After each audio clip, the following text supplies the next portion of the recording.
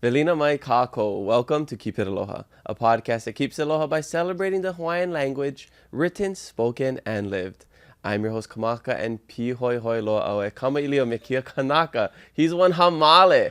But before we introduce him, I gotta remind you to check out my book, Keep It Aloha, available now on Amazon.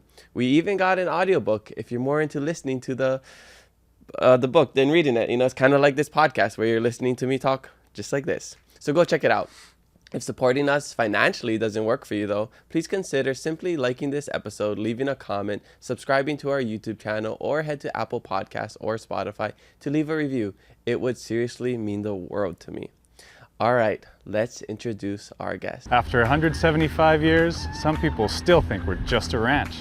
And we just farm all day. What they don't realize is we wear many hats. And that's just how we roll. You just might see some old friends. Or make some new ones. So come hang with us Drive on out to the country. and get that epic snap. No matter what you're looking for, come discover where legends are made. Our guest today is a past podcast guest from the island of Kaua'i. He is a Hawaiian linguist that was on 2 years ago and needs no introduction. If you want to learn more about him, check out episode 92. I am so stoked to talk stories with him today. He is Keao NeSmith. Aloha, Keao. Welcome to the Keep It Aloha podcast. How you doing? Aloha no. Make it wow. Round 2. Round 2. Yes. Oh. Let's see how bad you can make me look when we both Olelo Hawai'i. Yeah, right.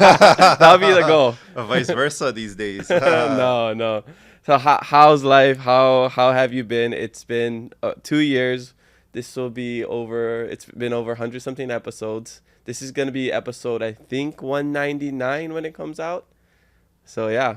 Good number. Yeah, good number. Yeah, so how's life? I know you've been busy. We've kept in touch here and there. Yeah. Make it mahalo. Sorry, came with the mic closer to you. Yeah, sorry. Yeah. We didn't catch that. Yeah, Makai. It's been exciting since the last time we met. By the way, mahalo, or should I say mahalo at all?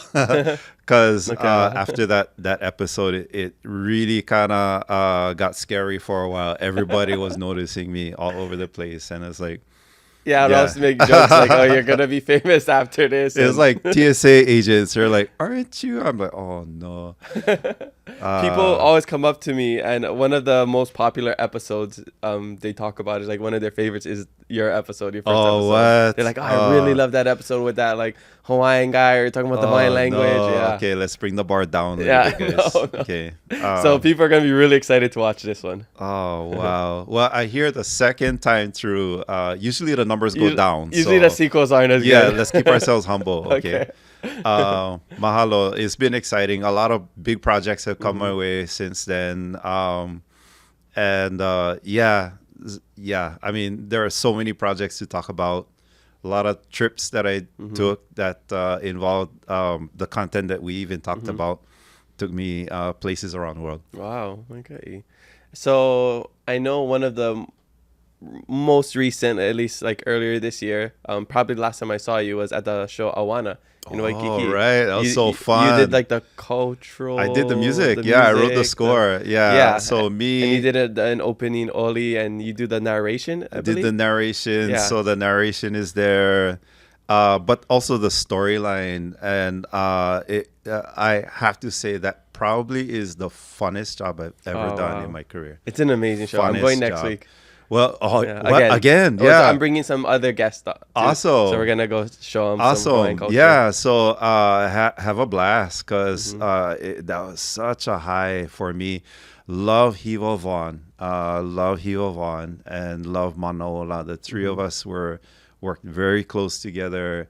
And what I love so much for me, for my part, was we could just look at each other and finish each other's sentences. Like we were on the same vibe, and that made it so fun.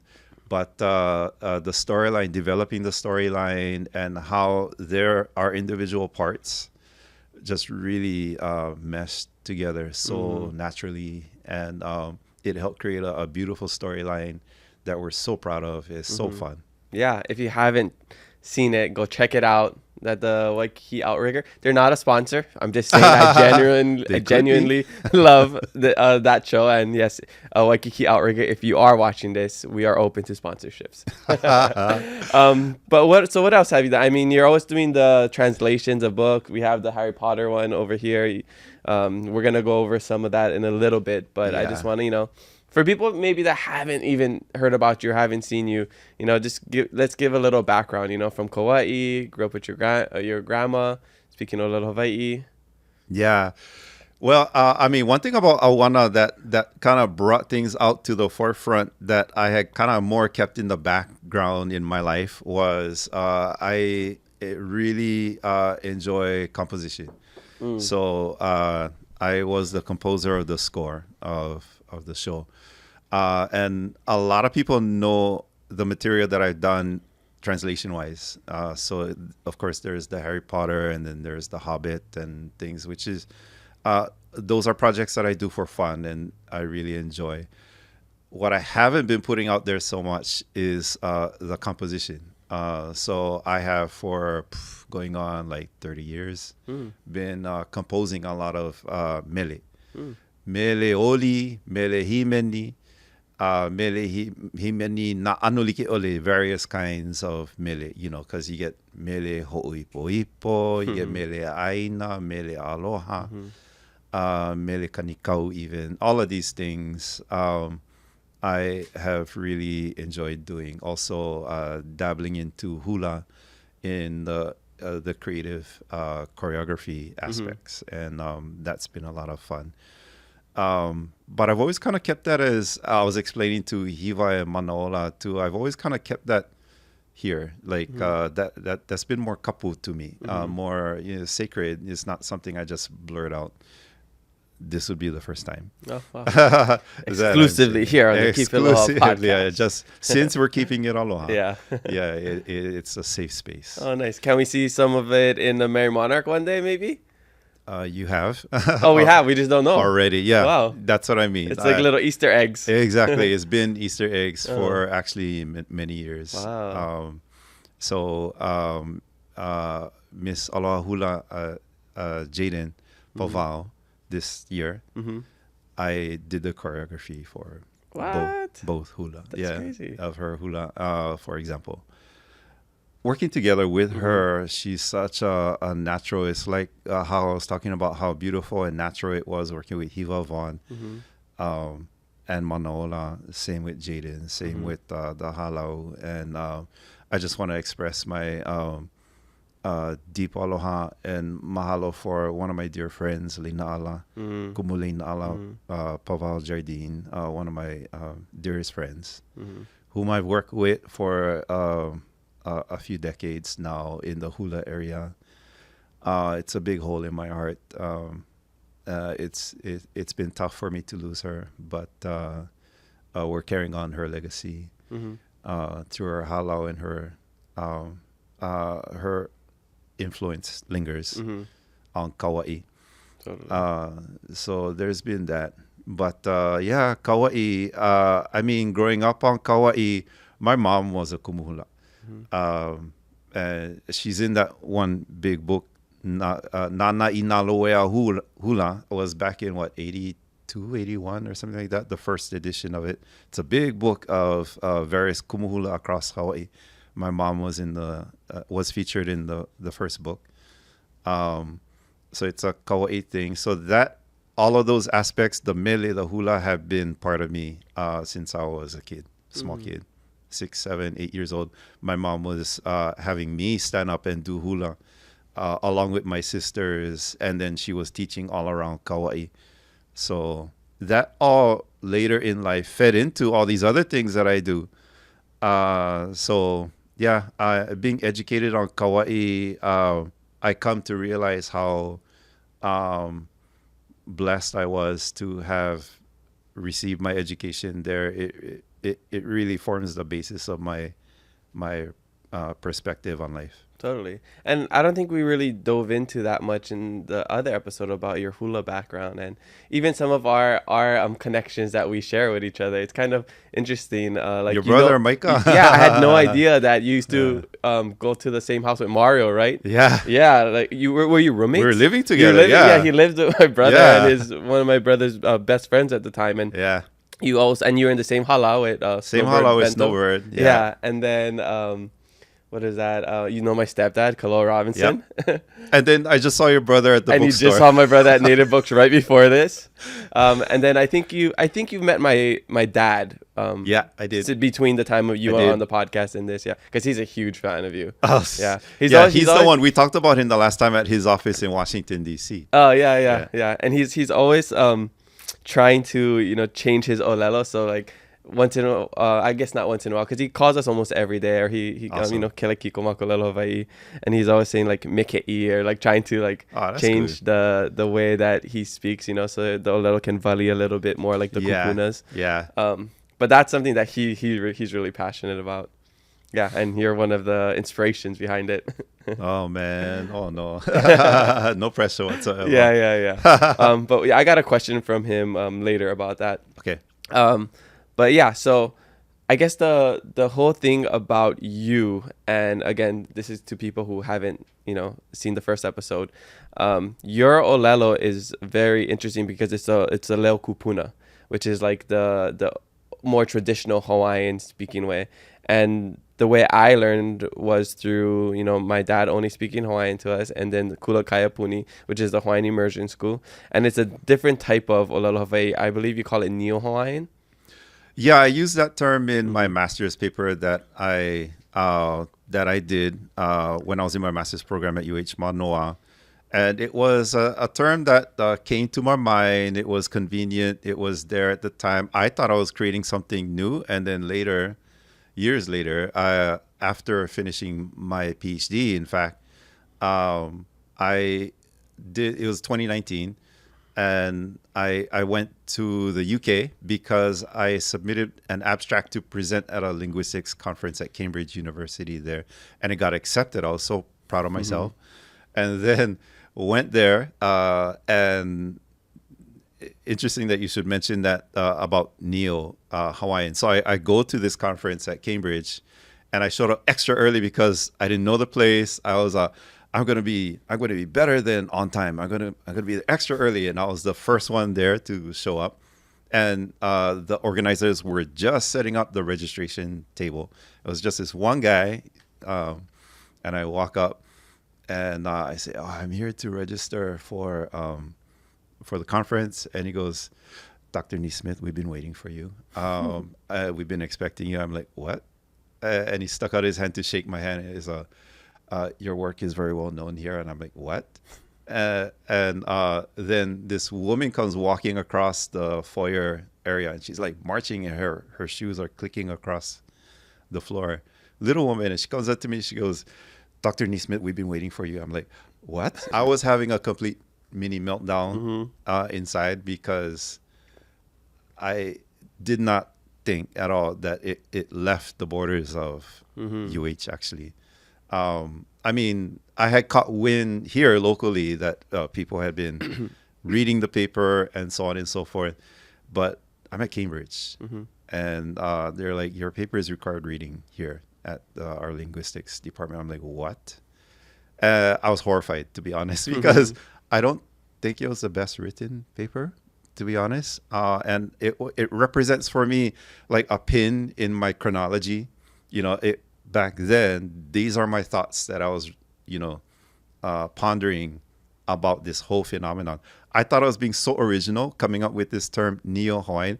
Come to find out, in that conference that I was there, it was kind of a sub theme of the entire conference is every other presentation I gave my paper, which was about Neo Hawaiian there, and then almost every other presentation was Neo every other language.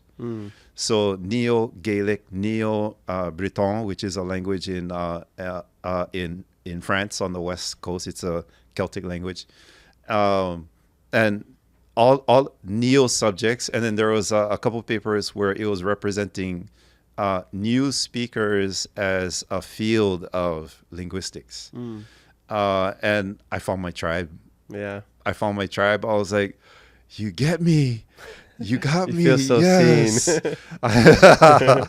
So all of a sudden, a lot of the anxiety that it had really caused back when the paper went out, I was like stunned that it caused anxiety to begin with back when it came out. That was 2002.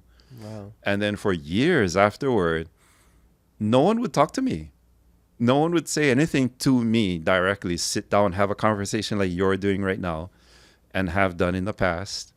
No one would talk to me. I would hear rumors. Oh, so-and-so said this and that about you. I'm like, oh, really? Like So good or bad? Mostly not great, Oh. to be honest. And it mostly had to do with anxiety. There were some how dare he, you know, and like So more pushback about what you're saying. yeah, but from the nothing Hawaiian specific community. other than the how dare he. Nothing was said. I was waiting for Like, give me feedback. yeah, Tell me exactly. something, Yes, right? I was waiting for the intellectual conversation. It never arrived. Oh. And it was never someone like you speaking to me. It was people speaking to other people about, and I'm like, okay, I'm getting the vibe of it all, but nothing. What's the conversation? You know, what are we talking about? Yeah.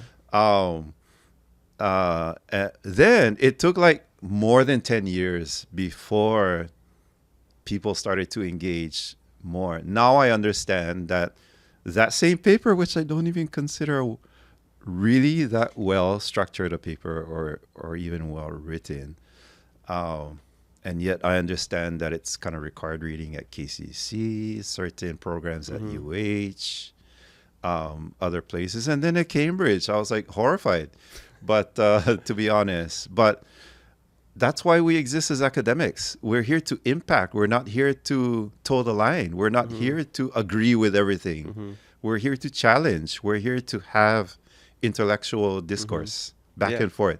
And guess what? Since I called it like a moment in time, right? That paper. And my views have become way more nuanced since then till now. And so that was the challenge back to me. If I wasn't going to get feedback directly, I was going to get it by piecing various things into a big composite that which has also caused me to change the way I think. So I am malleable. Palu palu no wau. Right. I am malleable. I do receive new information and take it seriously. I even take angry criticism. I actually ponder it. It affects me in that sort of way, intellectual way. I can also dish it out. You know, this is me. And but I enjoy the banter. I really enjoy, and I wanted that all along. So I'm actually in a very good place. Very happy with where I'm at, because since I walked away from my teaching job at UH Manoa 2016, I think my world has just all the borders have just disappeared, and it's just I look at all. I feel like I look at the universe now and I just go, wow, wow, wow, wow, and I just absorb. And my actually academic engagement since walking away from UH has ramped up by hundreds. So I've given academic talks at Cambridge, Oxford, University of Edinburgh, across the Pacific, universities in Tahiti and Samoa, multiple universities in New Zealand and Australia, University of Philippines. So my academic writing as well has ramped up as well. I absolutely enjoy the engagement. So would you say you were maybe a little bit held back because of you had these limitations because of you were in academia and you could only do so much with that, like you had to. I didn't know it at the time. I didn't know I was in a box. You had no idea you had a. I didn't know. Exactly. I didn't know I and was most in a people box. don't when they're in a box. And then I walked out. So you know, I stepped out into the abyss because when I left that job, only knowing that I enjoy research, so immensely. And I had already been engaged on my own as a freelance researcher and consultant before walking away from the UH job. And I realized that I really enjoyed it. And I decided, you know what, let's take the leap off of this cliff and make like a flying squirrel and just see where it takes me. And I have never regretted it. It's been just immensely fun, enjoyable, engaging, stimulating. I feel my life has been so much more enriched. Wow, it's almost like you left Hobbit town. Exactly. Right? And then I jump into You're like this. Bilbo and you went around the world and back. You're not joking. I see myself in the plot line, That's but I'm crazy. also seeing the repetition of the same plot line over and over. I think I mentioned this. Yeah, and you get the hero's journey. And hero's journey? It's Exactly. very relatable in life. Yeah. Yeah. So the pitfalls and everything, everything is on me. Everything is on me. So I'm responsible for every step I take. And sometimes I take a step in a place that is just, I'm not sure where it's going. And I take it anyway. And I have also learned to sidestep, but along the way. But we're talking all figuratively. We're talking Bilbo Baggins stuff. Yeah. Well, let's get into that, because that's something that I feel like you should be proud of, because it's never been done before. And you are taking these very mainstream popular books, movies, stories, and making it accessible for Native Hawaiian speakers. When I was growing up, in the 90s, early 2000s, we never had Hawaiian language books and resources like that. I was still in the time where we would have English books and they'd have the little labels of English on top of it. My mom worked at Halekua Mo'o. Yeah, you worked with my mom. Yeah. So my mom worked at Halekua Mo'o at Keiki Kaua'i. And then they would put the little labels on the books to translate for Hawaiian. So that's the kind of books we would read at Kulakaiafuni. Yeah. But now they just have books in Hawaiian. Yeah. It's so cool. But I have to give a big shout to Keiki Koi. I love her because she was my boss. And she was very good at what she was doing and was very supportive. And, that's where I kind of got my training basically in appreciating the job of sitting here and helping to create this materials. That was never an ambition of mine ever growing up. Of course, when I was growing up before your time, there was zero. There was nothing there. There was no ambition anywhere across the public sector in Hawaii to even do this kind of thing. In fact, you were thought of as backwards, silly, stupid. Why would you do that? Such a waste of time. Nobody speaks Hawaiian, so you're wasting your time. You're wasting our time. That was the attitude, the prevailing attitude when I was growing up. So I had no interest. Plus, my interests were elsewhere. I knew I wanted to travel. So I was going to pursue international business and go live in Japan. That was my ambition. So it was a complete left turn, but those days helped provide a sense of possibility. And so we started doing this, and here I am doing this work of translation of all these other titles, which is essentially kind of what I was doing back then too. I do want to do original work, a lot more work, but it costs time and financial resources to do. And that's the part that falls short. Yeah. Maybe if you had a team, you could kind of handpick some people. Yeah, but, maybe a few sponsors. Yeah. How's it? Yeah, we can make that happen. Sorry, this is just fresh on my mind. So I want to say before I forget.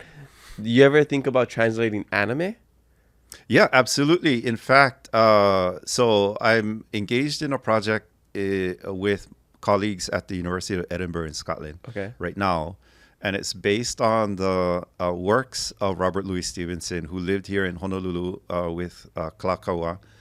He wasn't living with Kalakaua. He was living with Archibald Cleghorn and Kaiulani, the family, there in Waikiki for a while. And a replica of the Hale Pili, I guess, that he lived in there is now located in Wailoa Tea House in Manoa.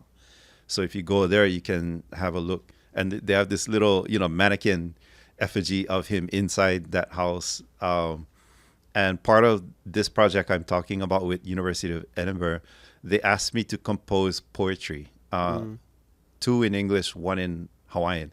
To be honest, I'd done 30 years worth of composing all kinds of million Hawaiian. And this is the first time I did it in English. So in this one poem that I did, it talks about him, that effigy, that mannequin that you see in there, as if this is Robert Louis Stevenson watching Hawaii since 1892, when he was here, 91, 92, when he was living here. And then what his eyes have seen from that time till now. That was the poem I did in English. It's a bit of a mix. Then he also wrote a few short stories about bizarre, like using the Hawaiian sense of magic and wizardry. And of course, I was already doing the Hobbit and the Harry Potter and the Wizard of Oz translation. And then now I come across this project and I'm like, whoa. And it's from 1891. It's very impressive because he became familiar with ana, became familiar with what is, ana, Hawaiian traditional black magic. He was incorporating that kind of stuff. Then he moves to Samoa and he becomes familiar with that sort of thing there among the Samoans. And so I'm translating this. I'll probably finish this last story of his, translating it later today. Oh, nice. Yeah. And where can we get it? Like, It'll where come can we out, find all of these things? It'll come out by Best Press. We'll produce it here. But it's the project is administered, overseen by the faculty at the University of Edinburgh. And so they've picked me up. This past June, our whole team were in Samoa, and we gave presentations at the university in Samoa about it. But it's a nice segue because I'll also be able to talk about, I'm producing a paper, more of a research academic type paper, talking about Kalakaua's influence in Samoan politics at the time. And Malietoa, who was the king of Samoa at the time, who was also going through a civil war, while at the same time, Germany, Britain, and the U.S. were exerting external pressures on him to basically annex his sovereignty to all of them at the same time. So these three outside powers were competing against each other. It is such a crazy scenario. And then soon after that, guess what? The U.S. does it here. So so I'm about to create a paper that kind of covers that too. Okay, cool. I mean, what aren't you working on right now at this point? I bring up anime because I like watching anime, and so my friend works for Viz Media, which is like the biggest manga company, and I went to a talk at the barn in Kakako, and I didn't realize the president and CEO of Viz Media is a local boy from Hawaii. And, so I've seen those like Hawaiian comics that people put out, but I was just thinking, man, a Hawaiian anime would be super cool. So I worked in the past with Chris Carvalho, Aumakua. Love him, love his work. And I'm a huge fan of his work on the Aumakua comic series. I want to promote that for everybody out there to get into. He's such a talent. And there are others out there as well. Sam Campos are serious illustrators, comic, that same sort of style. And then there's Solomon Enos. So I mentioned this project about Robert Louis Stevenson because Solomon Enos is on our team. And so he has created some comic strips based on these storylines of Robert Louis Stevenson. And they're wordless. So it tells the story. But then you can read the story, which I've translated into Hawaiian, and Samoan translator has translated into Samoan, and then we're having them also translated into Tahitian because the storylines involve traveling between Hawaii and Tahiti and Samoa. And so they'll be in 3 Polynesian languages. Cool. How many languages do you speak? Me? Yeah. 4, 5, 4. What is It depends on what you mean 5 by is polyglot? 6 is polyglot? 2 already. Yeah. 2 is polyglot? Yeah, it's multi. That's bilingual, trilingual, then polyglot. Poly means more than one. So I guess, yeah. Yeah. Multilingual is more than one. Monolingual is just one. Anything above mono is more than one, so that's all poly. It's all the same. Okay. So what are like, I guess, your best? Like, even me, I don't say I'm fluent in like Malagasy or Spanish, even though I studied it. Which is so cool, because I went to Madagascar and I started to wait, recently or just before? No, this is in 2018. A while ago. Yeah. To a linguistics conference. I gave multiple talks at a linguistics conference at the university in Antananarivo. Antananarivo, yeah. Oh, awesome. Yeah. And that was fantastic. So that's why when you talked about you were there, I was all excited the last time we met. And I got to eat kalo over there too with the people. Was so that was incredible. Anyway, so that was my thing about getting into anime and stuff like that. Yes, I love doing that. I love incorporating that when I teach, in fact, because it's very engaging. It holds the attention. And you can make it fit. You can make it malleable to what you're doing, your material. And anime is so popular these days. It's so huge. Everybody makes so much sense. Big athletes, celebrities, like everybody's watching makes anime. So much sense. Yeah. When I'm on planes, I notice a lot. The passengers around me, adults, full-on adults, are watching it on their phone. Because they saw it when they're young, and now they're bigger now, and then they can get these subscriptions to watch things. And that wasn't my experience. I mean, when I was a kid, I used to watch Kikaira. Oh yeah, I know the whole theme song for that. No way, because we could sing it. Our stepdad, Kaloa Ram. No way. Dendu iba naga kararao hashiru. Yeah, Jiro changey Kikaira. No, and then Kikaira 01. Come on, you gotta give the whole lineup. There's Kikaira 01. There's Ultra 7. Yeah, exactly. All of them. That was but I gave it up after a while. I grew up and I gave it up. I didn't. So when I see adults doing that, for me, it's kind of like, okay, but awesome. I'm all for it. Okay, right on. All right, so let's get into this, because we wanted to do something to kind of show the difference of the Hawaiian language, because yes, there's one Hawaiian language, but like a lot of other languages, there's different dialects. Even in Madagascar, there's tons of different dialects. So we could be speaking the same language, Malagasy, but we're using totally different words. We sound different. And Hawaiian is kind of, in my opinion, kind of becoming that, where there's like different dialects depending on how you learn. The key word of what you just said there is becoming. So whereas for our po'eni'ihau, and I really want to hammer the point that our ni'ihau people are in need of our support. Their language is not the language of immersion schools. It is not the language of the classrooms. It is not the language of new speakers. It has always been here. They've never lost the language, never. And therefore, the way they use the language is unique to them, and they use it for survival. So I'm a live interpreter. I'm a certified live interpreter in the courtroom, and not just for courtroom. I've done live interpreting for ni'ihau people in social services settings. I've done interpreting for ni'ihau community members in the emergency room, ICU, because for them, it is their first language. And when you try and have a full-blown conversation with many of them in English, it's not going to work. So I've been called into the ICU at 11 o'clock at night. I've been called into the emergency room. I have done live interpreting in a courtroom setting, but doing live interpretation in Hawaiian for ni'ihau people is not the same thing as for people who are new speakers and want to do it to make a political statement to the judge, which I've also done, because while I was going through the training of it all, up until I got certified. And then even after, because I need the practice, it's not very often you get called to do that job. It's not a job you do full time.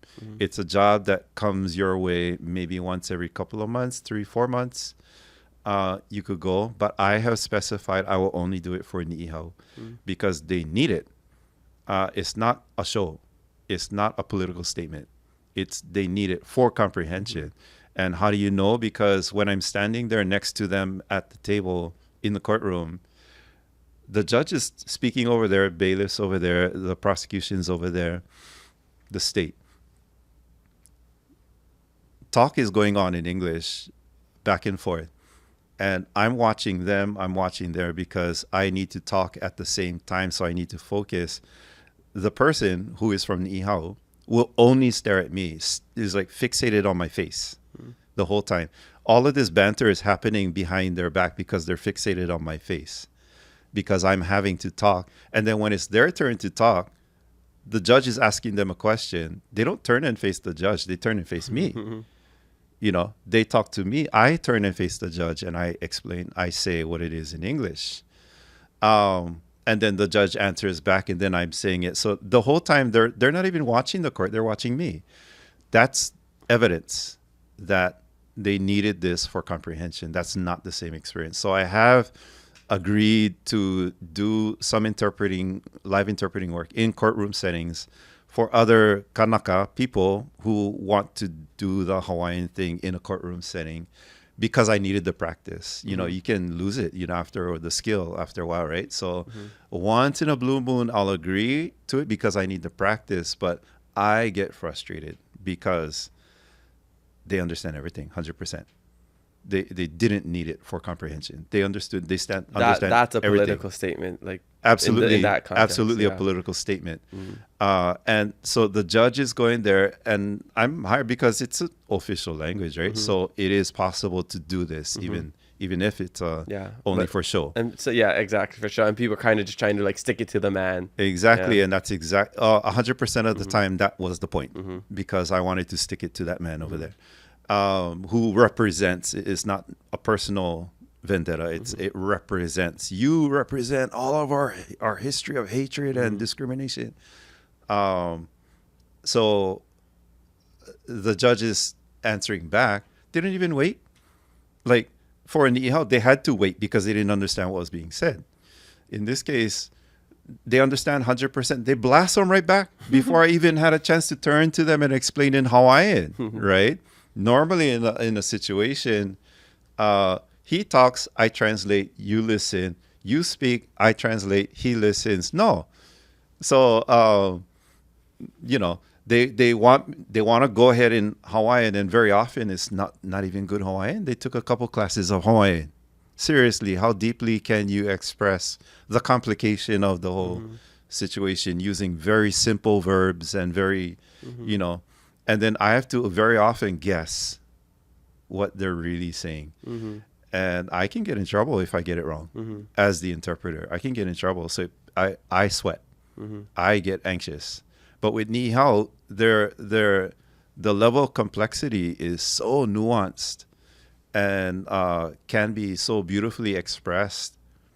I love playing with that. I love being able to therefore explain in English, you know, with a bigger understanding of nuance. It's like a language of like a dance. For real. No, it becomes, and then they follow the flow. They follow because they have to, right?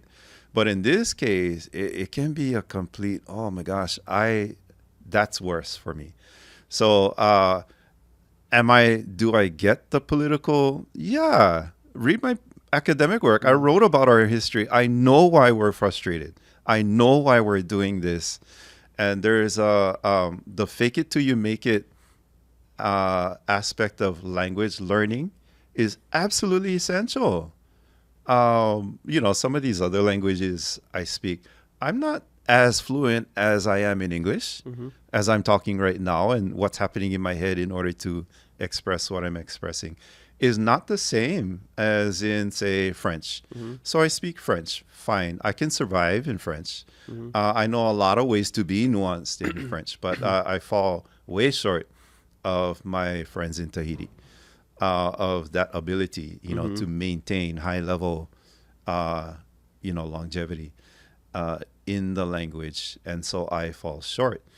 So am I in there on that? Yeah, absolutely. I'm in there. I understand and I support the political reason why somebody would want to do this and come to the court and stick it to the man in Hawaiian because I'm angry at our history. I'm not angry at that judge. I'm angry at our history.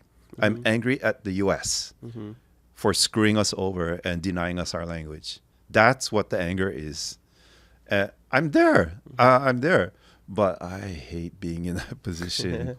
Being that live interpreter. I hate that. For me, I guess ku'e is a little different. I'm not very overt like that, right? It's more like using it in everyday language, like speaking with my family, writing my checks in Aloha Hawai'i, simple stuff like that. Not so much like going out into then these people who are doing that, maybe they're that way too. I'm not supposed to know them, right? Because I'm not supposed to. If I do know them as a personal friend, I have to divulge to the judge, oh, this is my friend. You have to divulge as the interpreter, but I don't know these people. So here they are in the courtroom. Maybe they're just like you. Maybe they are doing that at home. But they also want to bring it here. What if you get called into court for whatever reason? I'll speak English. Right? See? Myself, too. So I speak Hawaiian. I speak Hawaiian. But if I were dragged into court, I'd do it in English. Yeah. I don't feel the need to prove anything. Yeah, same. I don't need to prove to you that I speak Hawaiian. I speak perfect English. You should be impressed that I speak English. Right? Yeah. So, right. So, yeah, I mean, Hawaiian is for the Hawaiian context. And Niihau people, same thing. They'll use Hawaiian with people who are genuinely Hawaiian speakers. And when somebody isn't a Hawaiian speaker, they will absolutely switch. And that, if anything, is a demonstration of their akamai. Totally, yeah. And then when they meet with people from the classroom setting, they adjust again. They don't speak only one Hawaiian. Like they wouldn't use the T's? Yeah. Is that what you mean? They will adjust. They will adjust the words they use, and they will not use T. Yeah. Because they will adjust. That means they are multilingual, and they have the skill set to be that flexible. So I bring this up because I'm a professional translator. So say state departments, public notices, whatever, programs that come from the government get channeled through companies that hire translators. And many of these companies are across the U.S.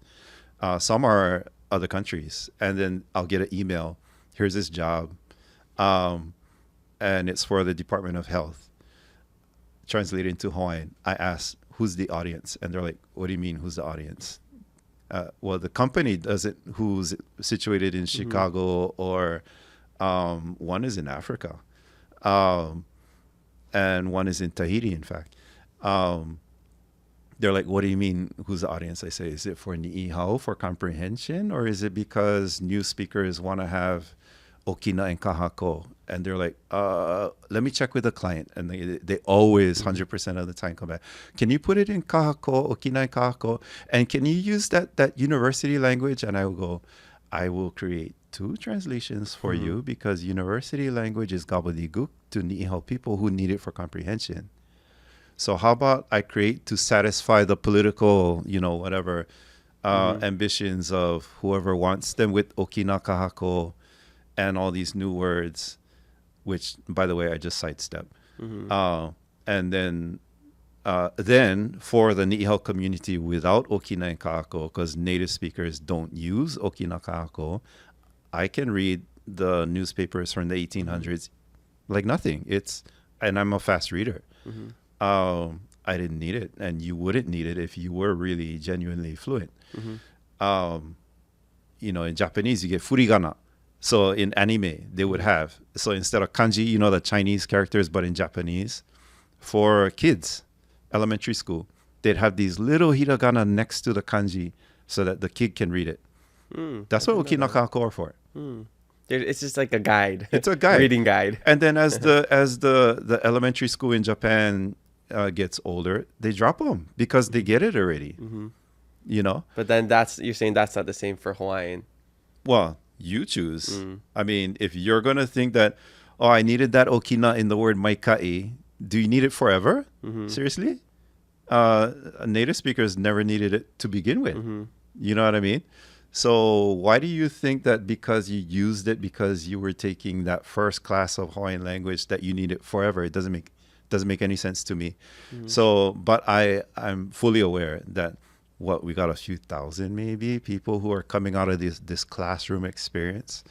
So many of them and faculty leading the way are on this philosophical line that no, you have to keep them. We have to use them 100% of the time, all the time, forever and ever. And I'm like, I don't even understand that. It's like you said, using training wheels your whole life, right? It makes no sense to me at all. And I've had some anger thrown my way for thinking that we should give it up at some point. I'm like, I don't come from your experience. I don't come from the classroom. I come from home.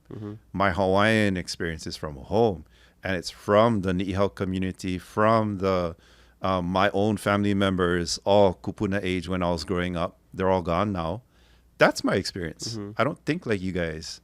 So yes, I'm saying this out loud, and I'm fully aware that I'm a minority voice in all of this. It makes no sense to me. It makes no sense.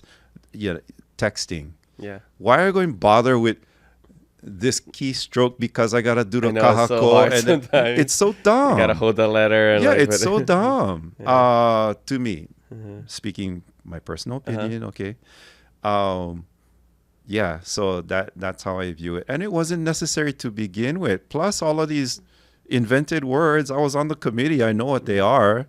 And much of the time, I was against them back then, and I'm against them now. Why would I, but I know the difference.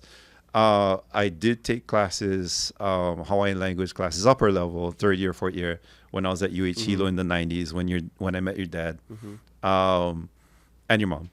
I was there in the classroom experience, but I was already a speaker at that time. In class, I would challenge the teacher. So teacher is talking about, oh, and then you got to go like this. And I go, nah, that's not how grandma talks.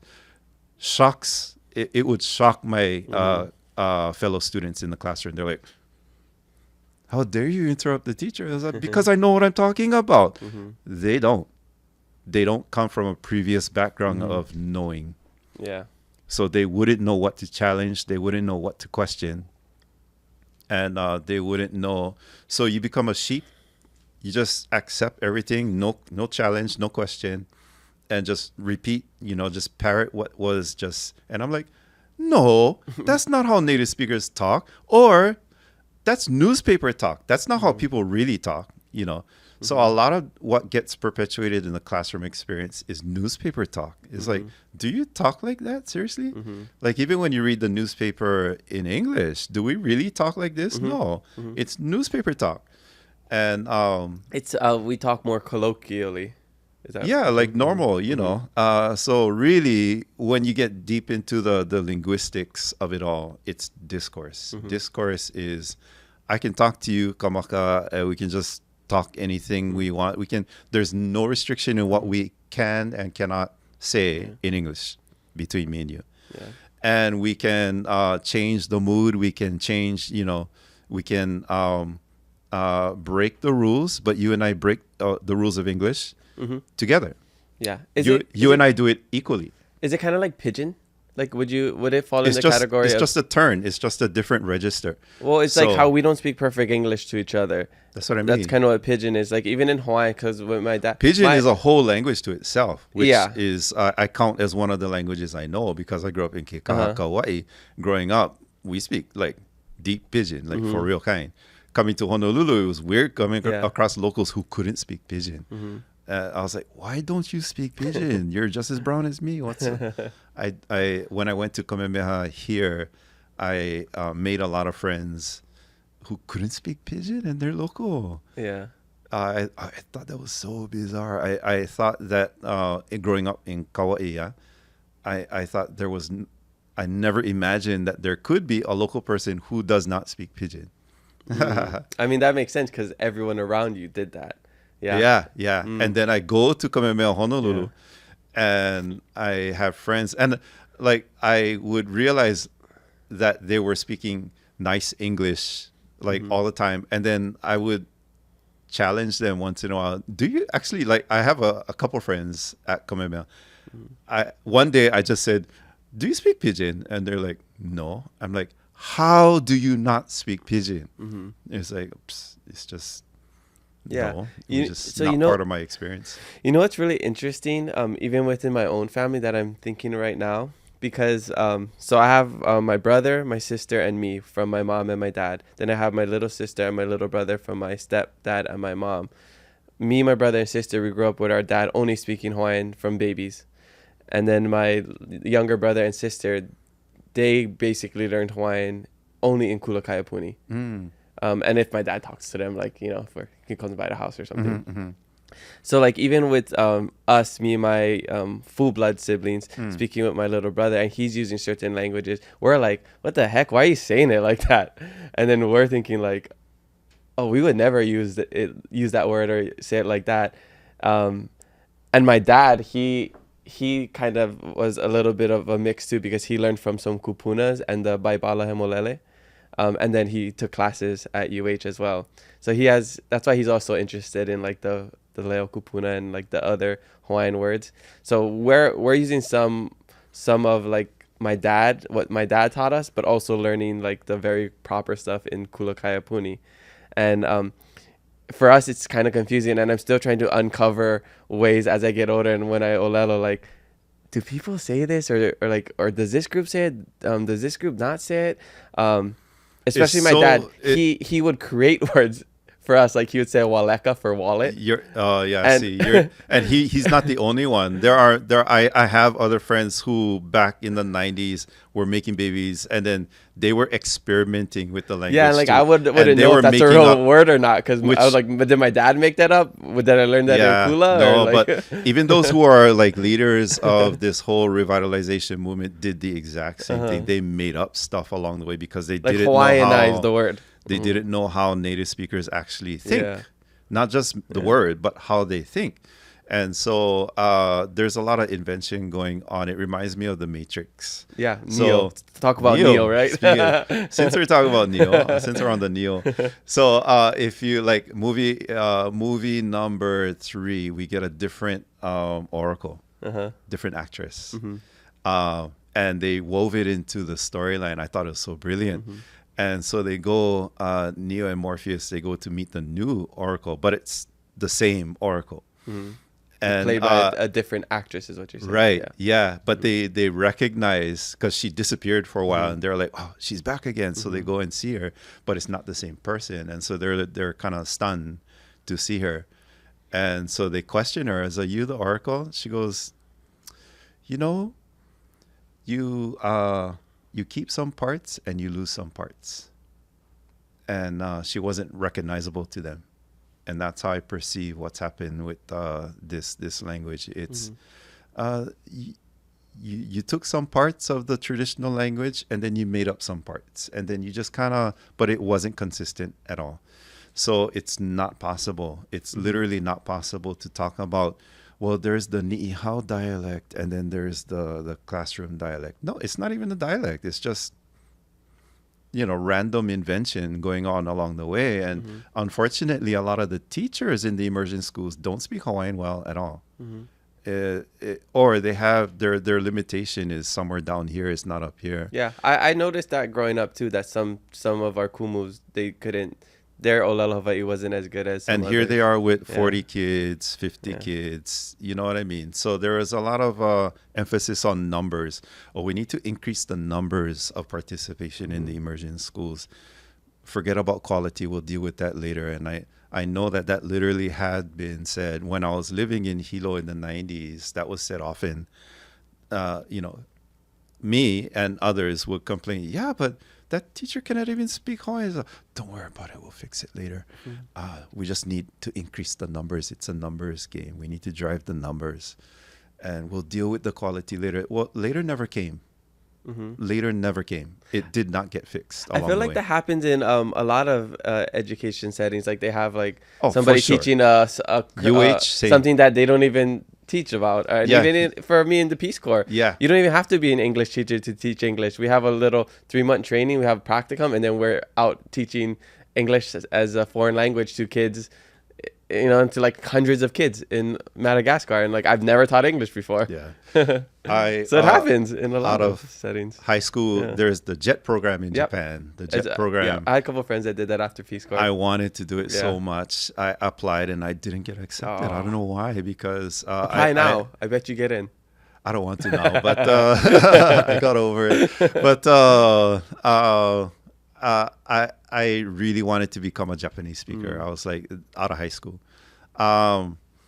Yeah, but anyway, same. I understand that many people who go into the JET program, same. It's really not much of a training at all, or zero training, and they put you in the countryside in Japan, and you're responsible for teaching. You just follow a curriculum, basically. Yeah. And I hear, I've heard good stories and bad stories of people who've done that experience. Yeah. But so my PhD program it concentrates on language teaching theory and practice and stuff like that. And I can tell you the emphasis on constant grammar Yeah. as a sledgehammer in the classroom setting, that the rest of the world gave that up in like about 1900.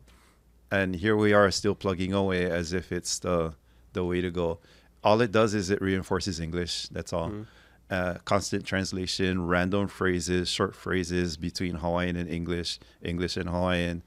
All it does is reinforce English. No wonder we get people spouting Hawaiian words, but the thinking behind it is all English, because that is the teaching approach. This is a perfect segue into something I wanted to do, because for me, I like concrete examples, some solid examples, so I know exactly what we're talking about. So some people might like, they're following our conversation, but they're like, okay, what are they talking about? So I want to say some words, and you tell me like, okay, you wouldn't say that, or you would say that, right? For example, like kamepula, computer. That's a Hawaiianized word, right? Yeah. That was, for a while in the 90s, I was saying kamepula because I didn't know a better way to do it. And then that was while I was in Hilo, and there was kind of a general acceptance of that term among my colleagues there. And then there was this competing term, lolowila, which was really was happening in Manoa. And lolowila had a basis where in Maori in New Zealand is rorohiko, which is roro, lolo. Hiko is their term for wila electric. And then in Tahiti, rorowila is quite common. And over time, I became exposed to these other possible terms, possible ways of thinking about what a computer is. And I switched over to lolowila, and I noticed some of members of the Ni'ihau community who were engaged in education on Kaua'i and on Ni'ihau, and when it came to computer, I saw them preferring lolowila to kamepula, and I switched. So I gave up kamepula for lolowila. And mikini is very, very common. I mean, in context, I can use mikini, machine, and it makes sense. And it's very common to say, for those who are native speakers, particularly Ni'ihau, to say mikini lolowila. You go mikini and any kind of device. So in certain contexts, if it is already known what kind of device we're talking about, you can just use mikini. Technology, hana mikini, in general. So that's really, I'm following the tack of native speakers. I don't prefer to follow faculty. I don't prefer to follow the university tack. They already come from a new speaker environment, so I don't look at them as the model. The model is the native speakers over here. I may refer back and forth to kind of reinforce, and then I'm the critical thinker. I'll make a critical decision. and then I look at the material in what's printed from the 1800s, early 1900s. I'll look at all of it, and then I'll make my own decision. And I will always prefer the traditional style of thinking, So Harry Potter. That's why I brought a sample that I wanted us to read. Yeah. Okay. So, are you saying is it a right and wrong, or is it just preference? Nuance. You got to nuance your thinking. You cannot think in black and white terms. Okay. Cannot. Because if you go to vehe, you type in computer, it'll say kamipula and it'll say loloila. It doesn't have kamipula. It has. Oh, it doesn't have kamipula. Mamaka Keao has it. I saw. Oh, yeah, the different. In Puku'i and Albert, Puku'i, yeah. It's Mikini Ho'ononoho Ike, machine that organizes thoughts, organizes information. I love when languages break stuff down like that, though. It's kind of cool. I still like it. Yeah, I think I love it's fine. that kind of etymology. Yeah. Lumi ho'opau pilikia. Yeah, lumi ho'opau pilikia, which when you say it like that is really more slangy, because it's perfectly fine to say lumi lua, kahale lua. That's very, there's nothing implied. It's just that certain people, it's very Victorian, if you ask me, lumi ho'opau pilikia. Victorian era, you're not supposed to talk about what happens on the toilet. So it's a way of sidestepping.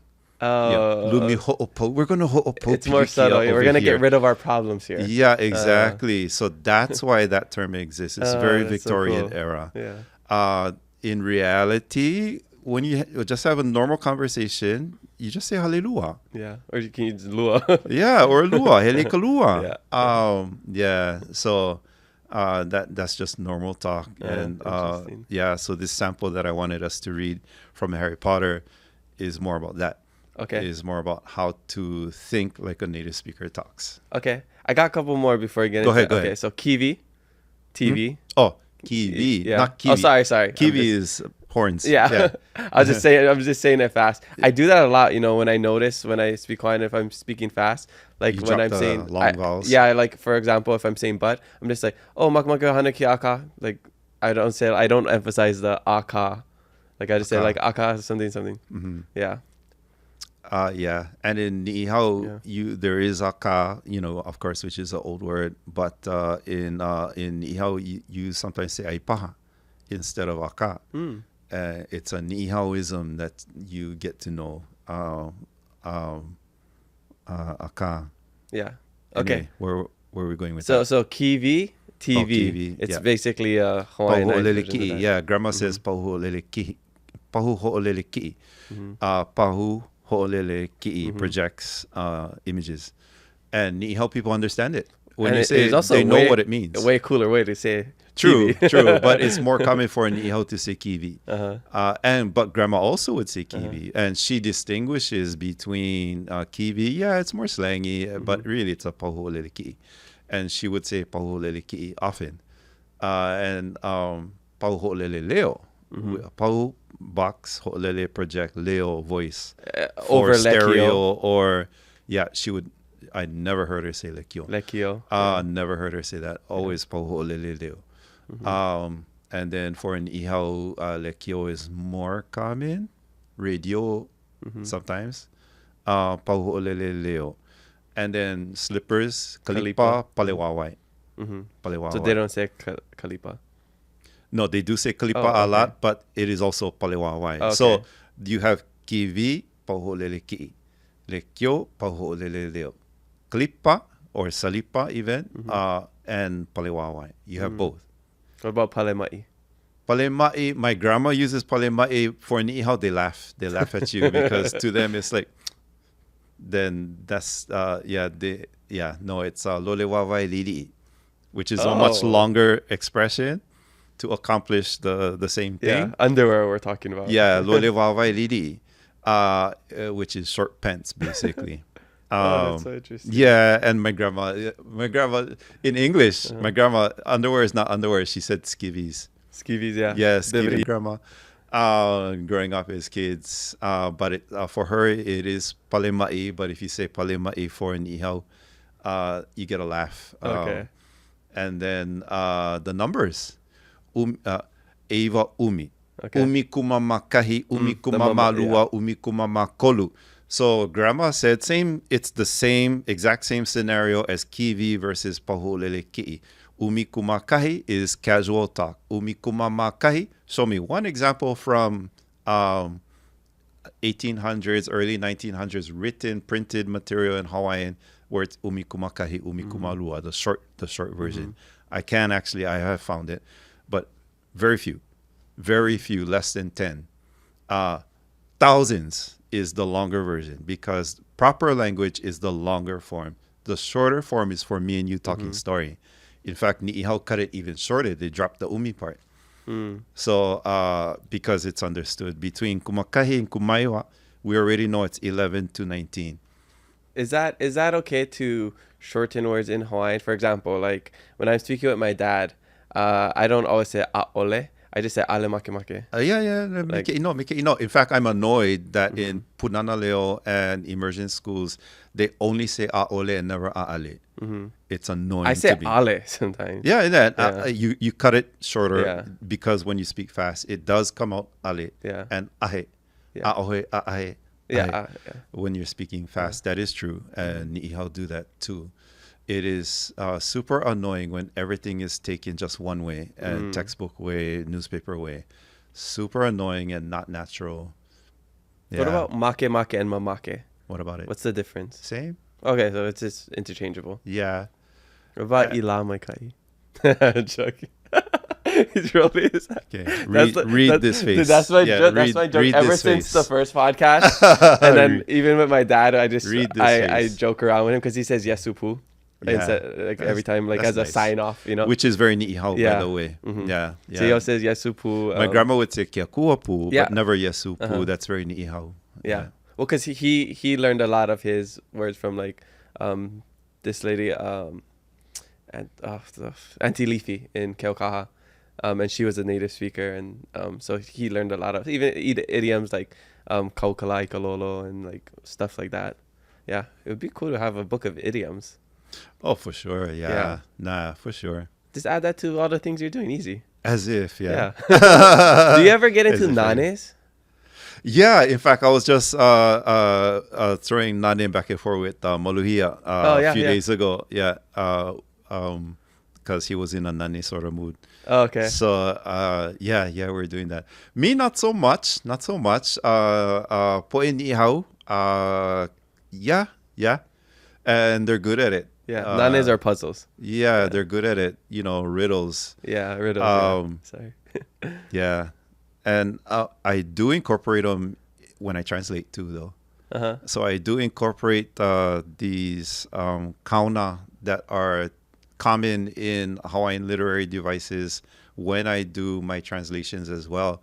And I feel comfortable doing that because in the translations of Western or Middle Eastern or Asian stories in the Hawaiian from the 1800s, early 1900s, I guess it's a translation. Maybe it's more of a summary, really. But as they're describing it, they'll insert, if it's a romantic moment, they'll insert a traditional Hawaiian expression that's uniquely Hawaiian. Oh, interesting. But is to emote what's happening in that particular scene.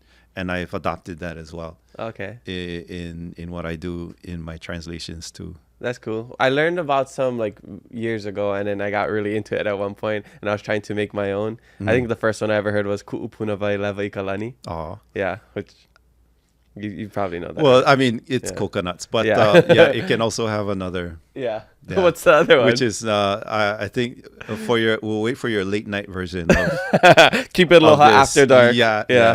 Let's keep it to ourselves. That's our next podcast. Keep it to ourselves.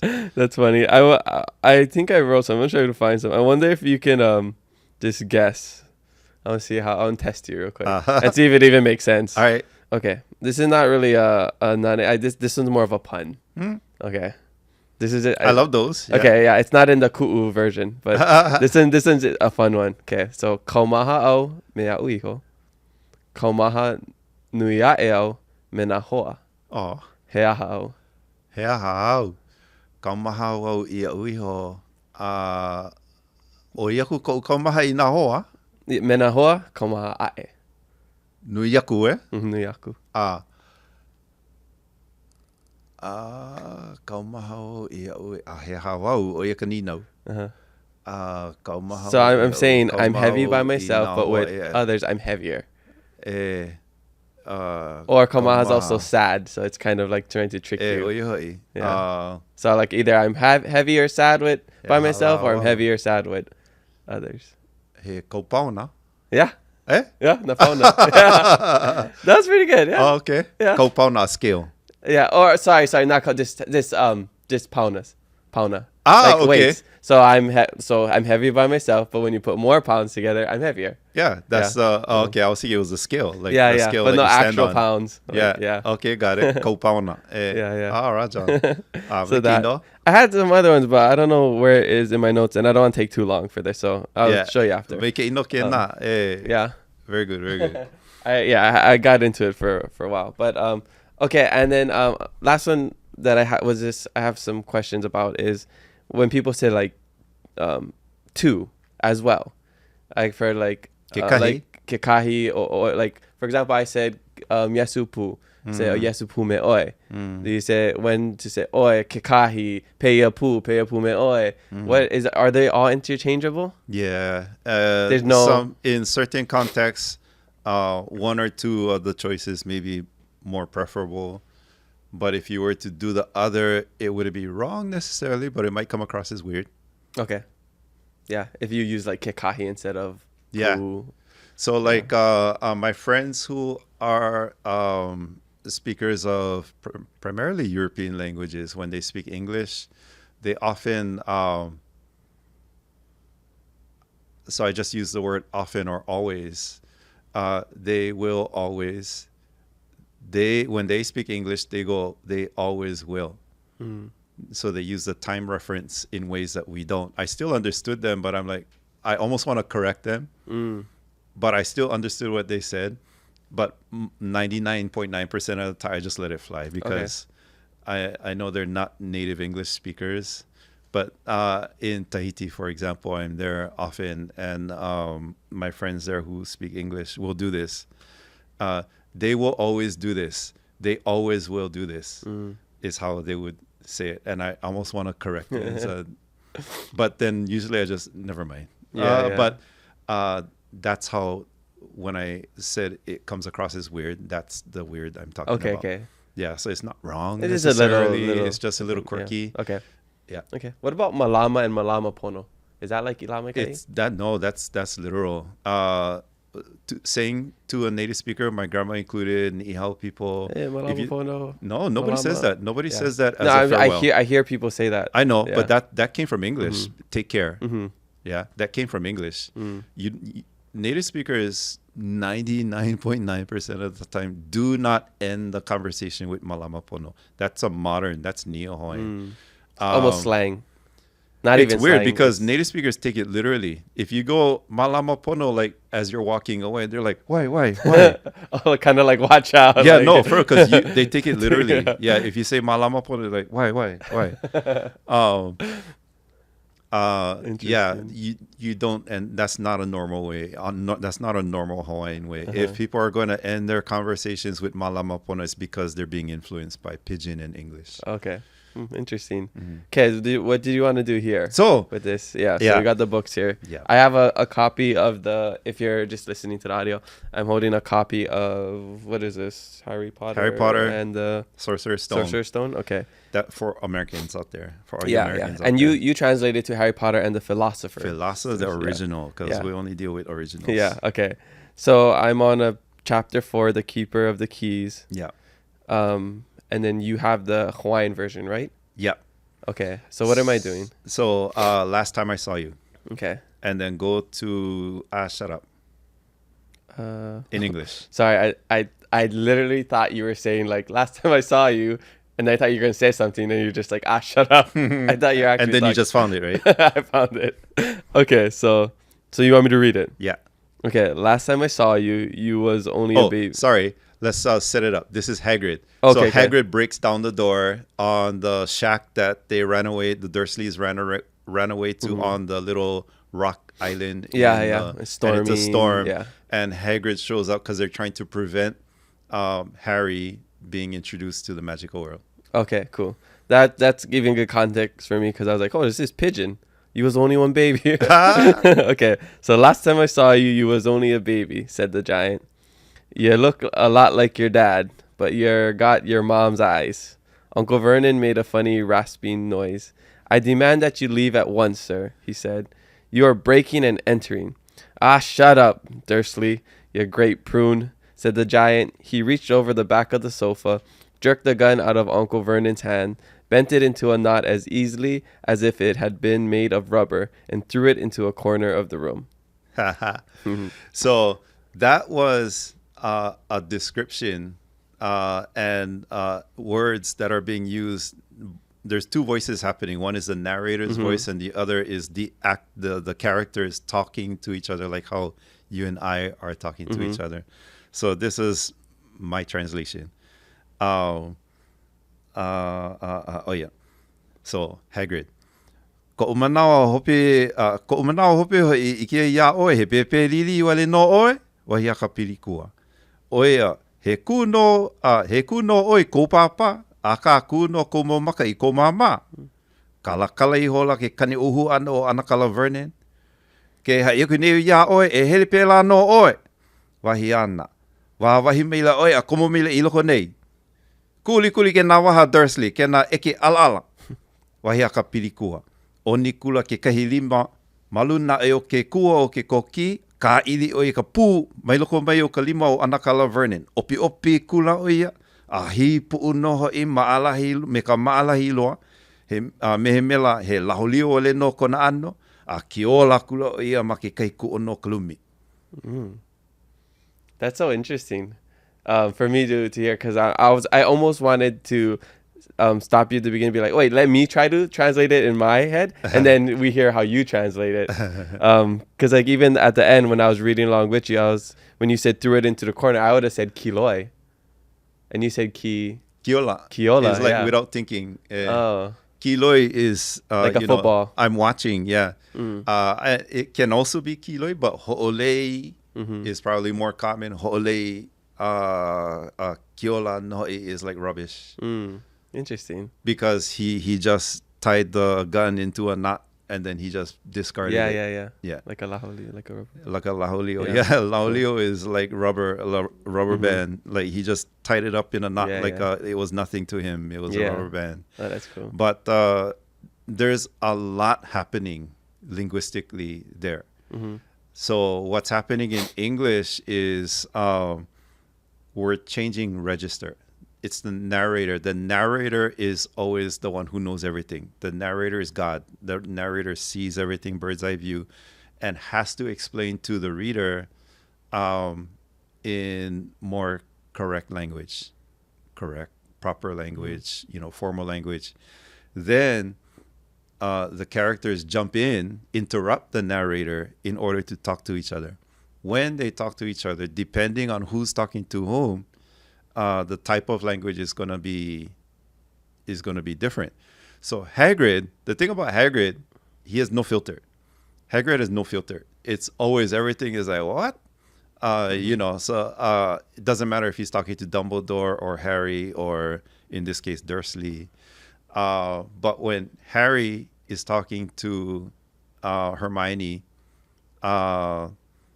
and any of his peers, they're talking like how you and I talk to each other off camera.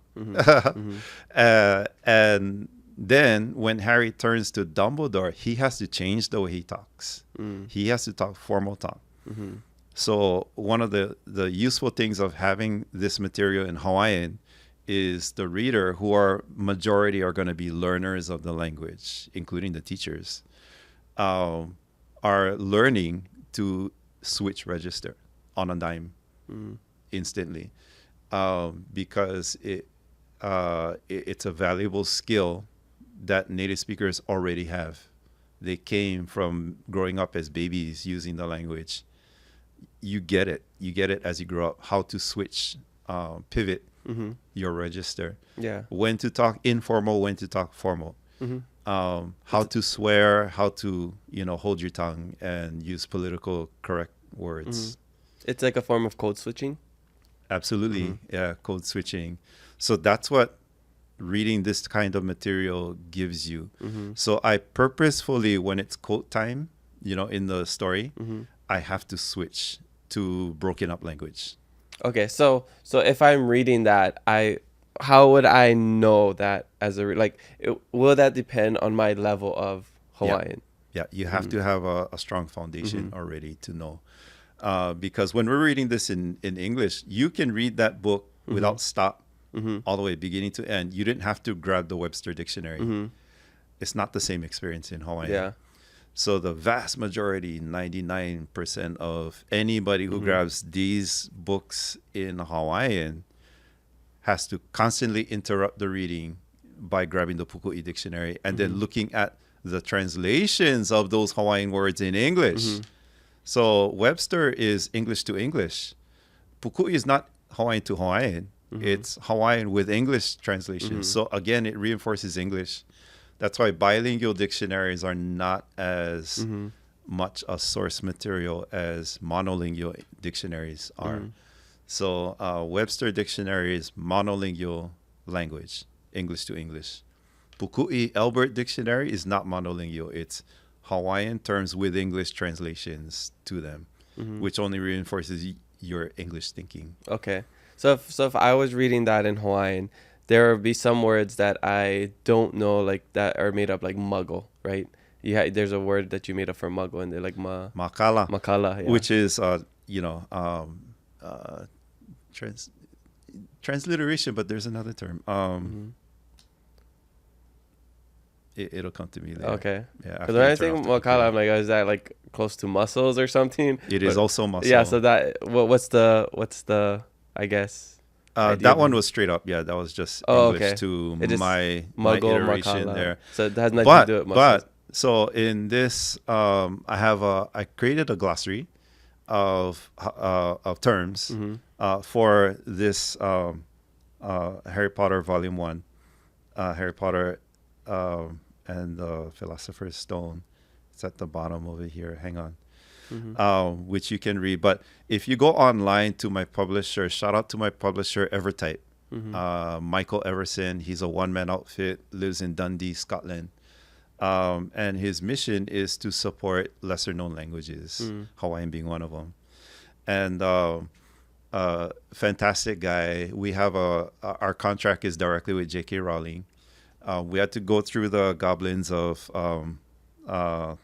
Gringotts, but So and they're they're kind of irritable, those guys. But no, we have a contract directly with J.K. Rowling. Oh, okay. Because you need to get the licensing, everything. Okay. Yeah, so we have the rights to the whole deal. Nice. Yeah, Warner Brothers only have the rights to the movies, and J.K. Rowling has the rights to the books. Yeah, that's why if we go online, it'll say published by J.K. Rowling and Keao NeSmith. As if I know. Yeah. But it's, yeah. Anyway, but I say that because the manufacturer is located in Tennessee, and they got a cease and desist letter from Warner Brothers on my Hawaiian translation. Oh. And we're like, what? Because we noticed that there was nothing happening online. And that when you did find it, the prices were like $900 for one copy. Or like, what the heck is going on? And so it was brought to our attention. And so Michael rang those guys up in Tennessee, and they're like, he's like, what gives? And they're like, we got a cease and desist letter. From who? Warner Brothers. Warner Brothers has nothing to do with the books. We have rights. We have a contract directly with J.K. Rowling. She has rights to the books. Warner Brothers has nothing to do with anything. As far as the books are concerned, just the movies. So they're getting a little bit cocky over there. But I was like, wow, all this attention by Warner Brothers on my little translation of Harry Potter is like, I didn't know this dying language. I know. Right? Yeah. I was like, should I be more impressed or irritated? I don't know. Should I be angry or should I be like flattered? Yeah. But anyway, so I do have a glossary. It's on the website. So if you go to evertype.com, you'll find Harry Potter. and the Hawaiian, and you go into it and you can open it up. And so if you find makala, makala, it says makala mago.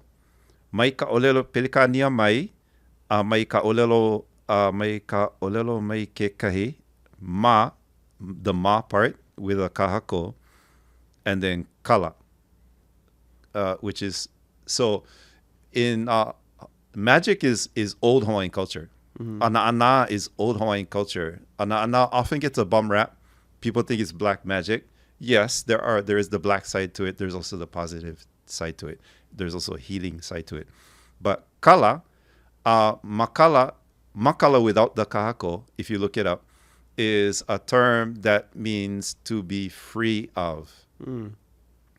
So makala, in my iteration over here, is a person who is free of the responsibility of knowing ana. Because in Hawaiian culture, it's a burden to know ana. It's not great. It's a burden. It's an anxiety. It causes anxiety for the person who knows all this stuff. But to be makala is I'm free of any anxiety because I don't know ana. It's kind of better to not know ana in that regard. So I chose makala because, yes, it sounds like muggle, but I also know the etymology that it means to be free of the responsibility of magic. That's some kana right there.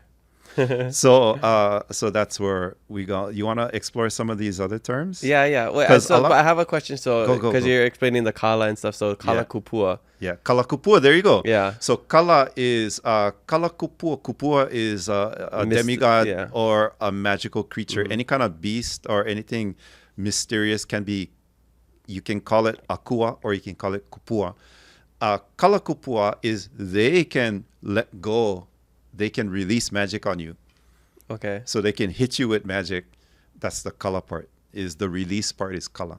But you wouldn't say kala as magic. You would have to say Kala it kupua together as a concept. Yeah. So Pele is considered kawahine kala kupua o kalua. So she is considered magical in that regard. But we use the word magical in English. But kala kupua, you don't necessarily regard kala kupua in the same way as you think of magical in English. Okay. It's just awesome power that you don't understand as a human being. Got it. Okay. Yeah, what else we got? So there's a glossary, but it's not very big because I get that question a lot. Is that, wow, how did you do all the terms? I'm like, wasn't that so hard? I'm like, no, actually, that's kind of the easy part. And that's the fun part for me because I love to play with mele, right? That is not the hard part at all. The other reason I had you read that part is dealing with, how dare you, Dursley? We don't say how dare you in Hawaiian. Deal with that. Right? So how do you translate that? I don't know. I would maybe say like away or something. Exactly. Yeah. We don't have that. That's worse than dealing with muggle. And that's essential to your comprehension of the story. Muggle is, you can almost make up any noun and it'll fit. It'll fit the story. You don't necessarily lose the story. But if you get that wrong, you're messing up your reader. Your reader won't get J.K. Rowling's intention. So I'm the conduit for J.K. Rowling in this case. I have to represent her intention faithfully as an interpreter, same as I do in the courtroom setting. I have to represent their intention. We were taught in our training for courtroom live interpreting, if they swear, you have to swear. If they say F you to the judge, you have to say F you to the judge. Wow. You're obligated. How do you say F you in Hawaiian? Well, in Hawaii, see, but if it's a ni'ihau person who wants to express anger to and insult the judge, we don't have a word for F. Yeah, because we don't have. So swear words. they're not gonna have said it in the first place. Okay. So, but they will have insulted him some other way. Yeah. Well, Kumu Hiapo Pereira, he taught us, because there's no swear words. It's not part of Hawaiian language. There's anger though. There's anger and insult. And there's it's kind of like sarcastic. Yeah, but no. I mean, that's sarcastic, fine. Yeah, I'm just saying that's what we learned. No, but there are dirty, insulting, disgusting things that you can and do say. But the same is true in other languages, like in Japanese. There's not a one-to-one match for the F word. There's not a one-to-one match. It's like this. There are insulting ways to deal with anger in Japanese. Usually it involves lowering your register. So there are many registers in Japanese. Honorific for talking to the king, and then talking to your boss. Extra formal talking to your friend. And then talking to a dog is insulting. So to insult a person, you talk the way you would talk to a dog. That's how you deal with anger and insult. And the same sort of thing is true. But the other way is true. And I've read an article in the 1800s Hawaiian newspapers. It was a short article that was explaining how English speakers would say this word, pakayu. Sounds Filipino. And and it was talking about a fight, and it talked about how this one guy was angry at this other guy and said pakayu, and that was the Hawaiian attempt to say the F word because it was new. It was worthy of an article, a piece in the newspaper, because it was new, and everybody who read it, I'm sure, must have been like, wow, okay.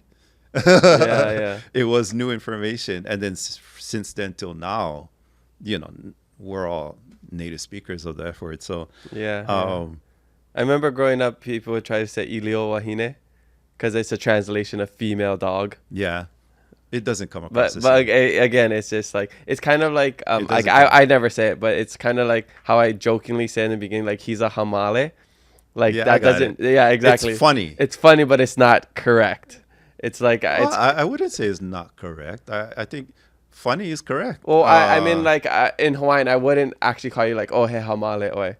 Like, I mean, I would get it, and exactly. I would know the source of it too. Exactly, yeah. So, but it's not like something that normal people say. Like, right, I joke around with my dad with saying, but then like, putalo, we get putalo, right? Is somebody that's kind of a 1800s borrowing from English that became normalized as, like, I think the equivalent meaning of what you're trying to say.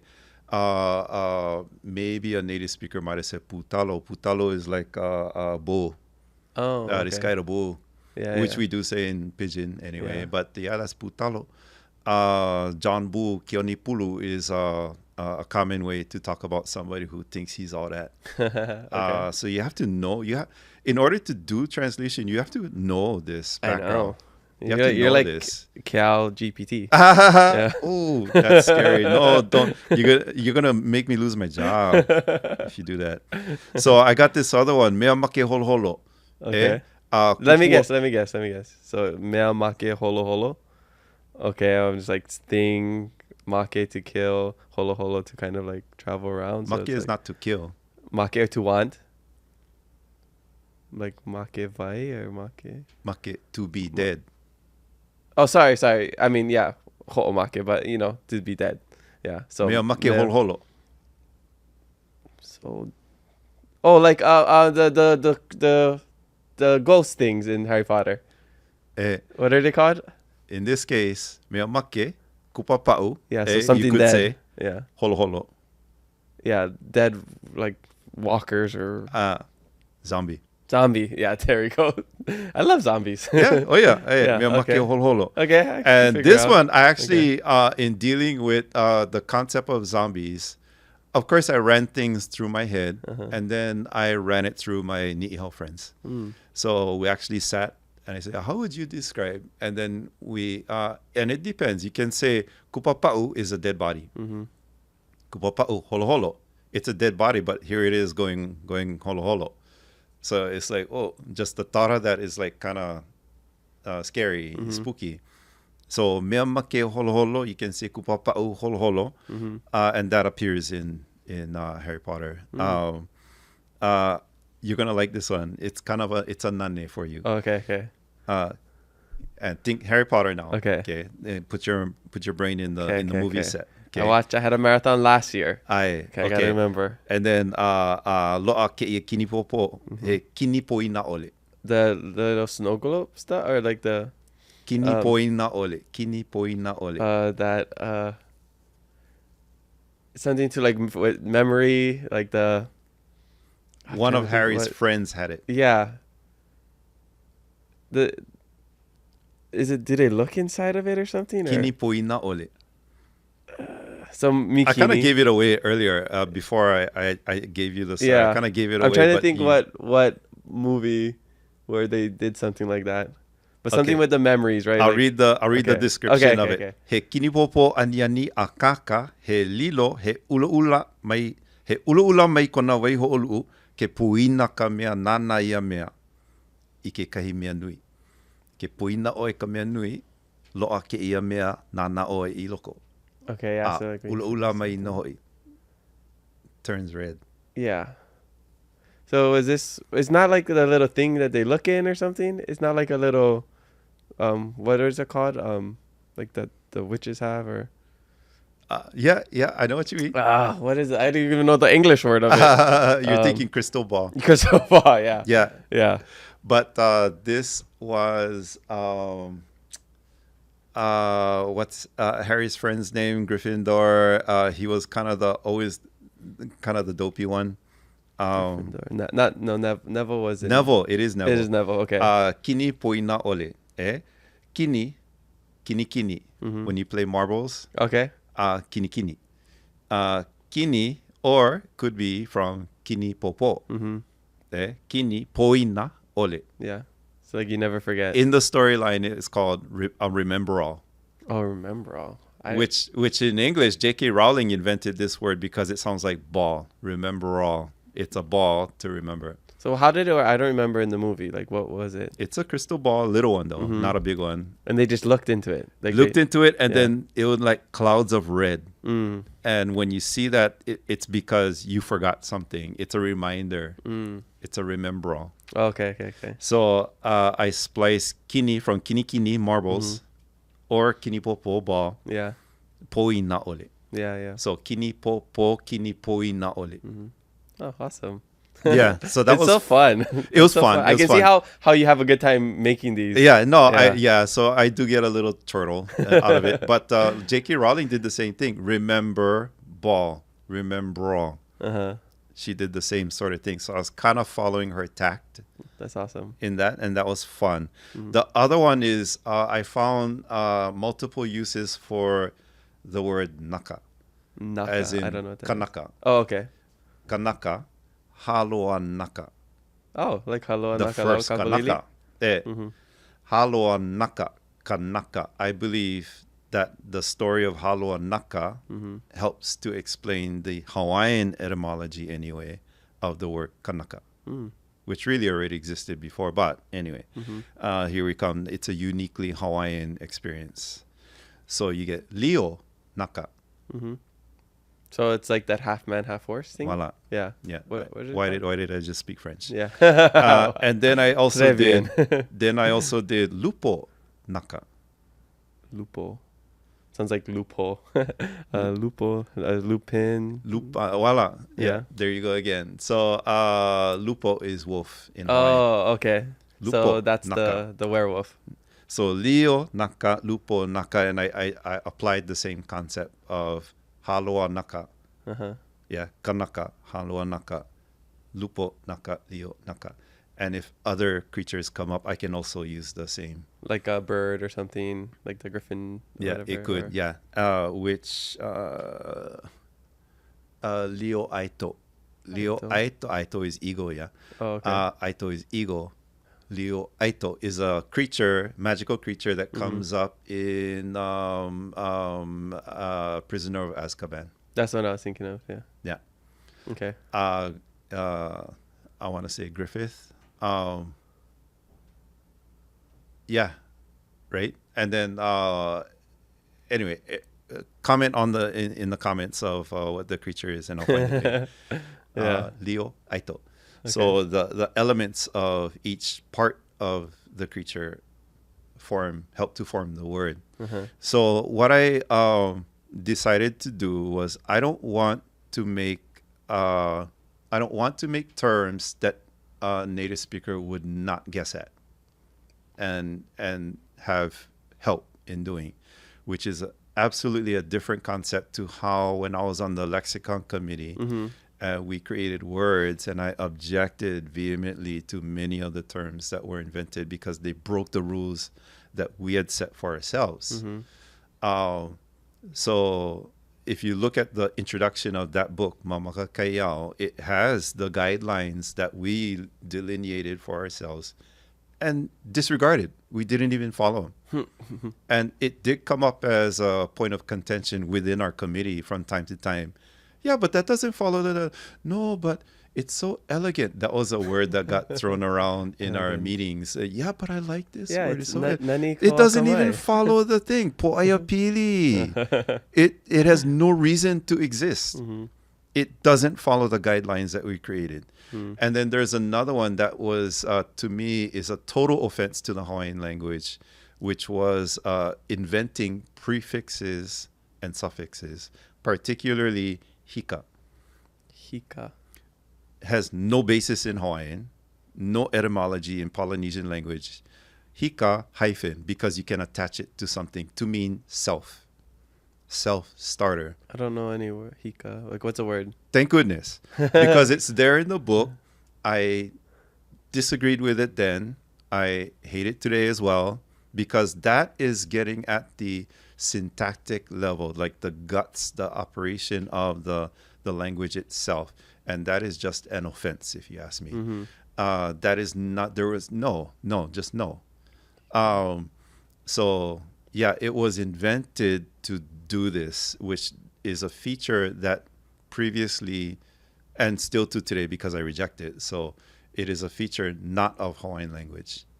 So I don't want to do that if I have to. And if you look at this glossary that I created, it's actually very small. They're really in all. I'm in the middle of book 7 right now. What is it? Deathly Hallows, which, by the way, is kamehai. Kamehai is a thing that is ancient. It goes way back in deep Hawaiian culture, ana culture, to take a thing like a horcrux, and it's a maunu. It's like bait. And this is an actual feature of old Hawaiian culture. And you call it kamehai. It's a thing that you use, and you imbue it with mana to do to help you accomplish a thing. So I didn't have to invent that. Wow. How do you learn about these things? You just gotta... Every day I'm reading Hawaiian language materials. Do you ever read like the old Nupepas or the... every day. Or multiple times a day. The Baipala? Every day. Because that's how my dad knows a lot of the old words, just because of the Baipala. Yeah. By the way, it's Baipala. Oh, even though it's a B, you pronounce it as a P. Really? Nobody says Baibala. Oh, it's Baipala. I always say I always say Baipala, but then I remember seeing Baipala. I was like, oh man, I'm saying it wrong the whole time. No. So I've been saying it right. Z is pronounced like S, D is pronounced like T or K, C is pronounced like K or T.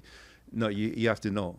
Yeah. Oh. Every time you see a B, it is not pronounced B, it is pronounced P. So that's good to know. Just always pronounce it in the Hawaiian. Yeah. The Hawaiian that you know. Right? Yeah. Nobody says Puke Baibala. Like, I wouldn't say... Baipala. Yeah. So I'd say Seta instead of Zeta. Exactly. Oh, I had no idea. Exactly. Yeah. So... it sounds so annoying when you say it. Yeah. So the point is, you have to have a foundation there. And this... so we went ahead as a committee and created these guidelines that we just disregarded. And that's the offense that I feel to the Hawaiian language. It is offensive to the Hawaiian language to have done that. And then publish it in this book. And then all the consumers of the book, immersion school, classroom, without any critical thinking, without challenging or questioning, just eat it all up.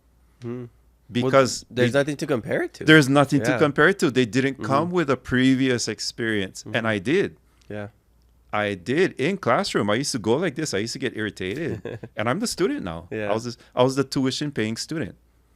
Going like this to the teacher in class. That's not how grandma talks. And challenge the teacher. And even on tests. I told the teacher back then in the 90s, I will not do this thing that you told me to do. Give me that F. Go ahead and give me that F. I would challenge him. I will not do that this way.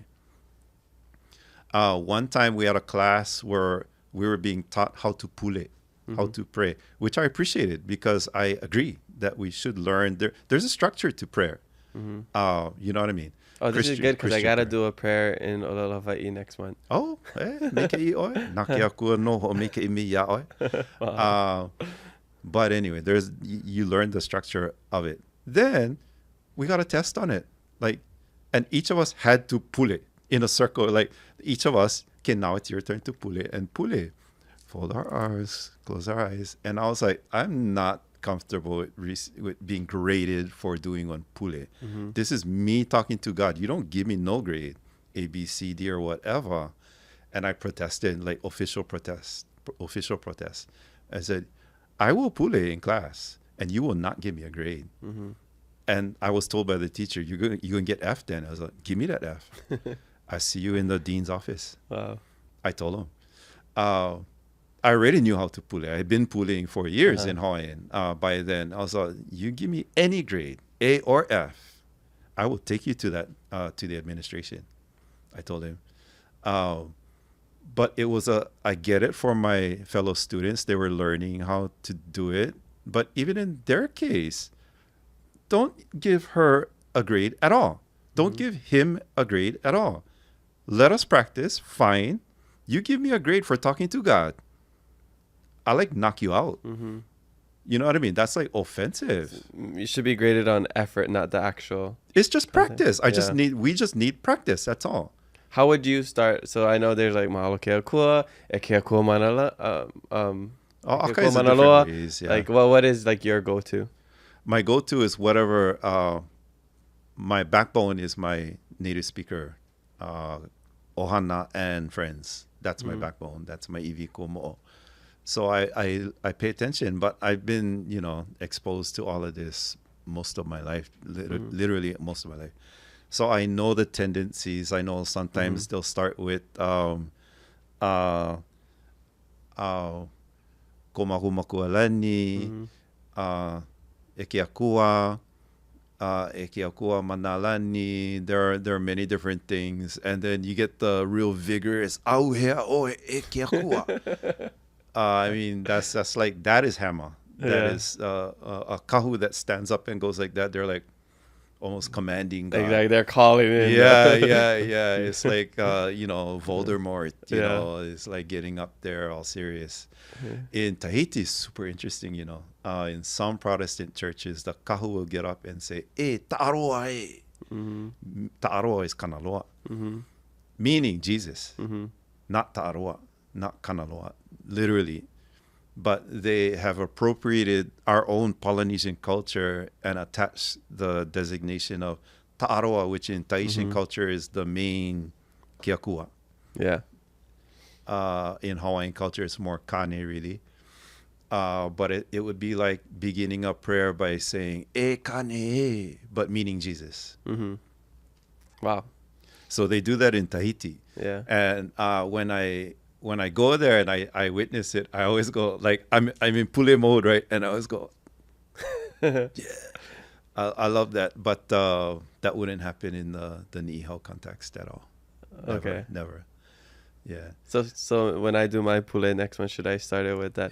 Up to you. Should I just go? It's all you. But really, it comes from a wide range of and a heavy dose of experience. You have to have lots of experiences in order to formulate your basis. So what's really happening in this era of revitalization of the Hawaiian language is a lot of reverse engineering. There's a lot of reverse engineering happening in the classroom. Even I got a textbook over here, but I don't have any experience speaking the language. And the teacher, pretty much 100% of the teachers today in a classroom experience also is an English speaker just like you. But then they just have more time, more years of doing this thing. It's still reinventing. I feel like that's just being an adult is just unlearning all our bad habits and all the things that but we... you're creating yeah. you're creating something that you didn't know before. Yeah. So in that context, you're creating just stuff. You're just and you have no idea whether native speakers talk like that or not. Yeah. But you're gonna do it with your colleagues. So if you see your other learner colleague over there doing this, and you're gonna kind of lean that way because you're equally inventing stuff up, just making stuff up. So that's earlier, going back to what you said at the beginning when you said we're becoming a dialect.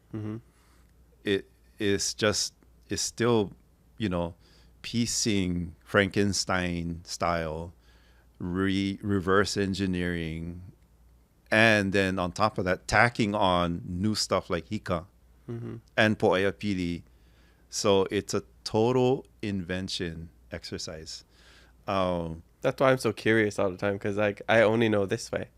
And then I see things on social media from you, from Maluhia, from other people. I'm just like, it makes me so curious. I'm like, what is right? What is... I don't know what is Hawaiian anymore. But this is my projection going forward, into the future, It's already... This is the future. It is already doing what it's gonna be. I only want for it to be documented now. Like, so in the future, 100 years from now, we're gonna look at 2025 or earlier, 2010 even, and be able to poke a pin in that time, space and time, and say that's what was happening at that time. And why was that happening? Why were people saying hika hyphen as a prefix? Why were people saying manaleo? Why were people saying po'ea pili? And the worst one yet, kuana ike, I think is the greatest offense to the Hawaiian language. Like, that is the word that defines all of it.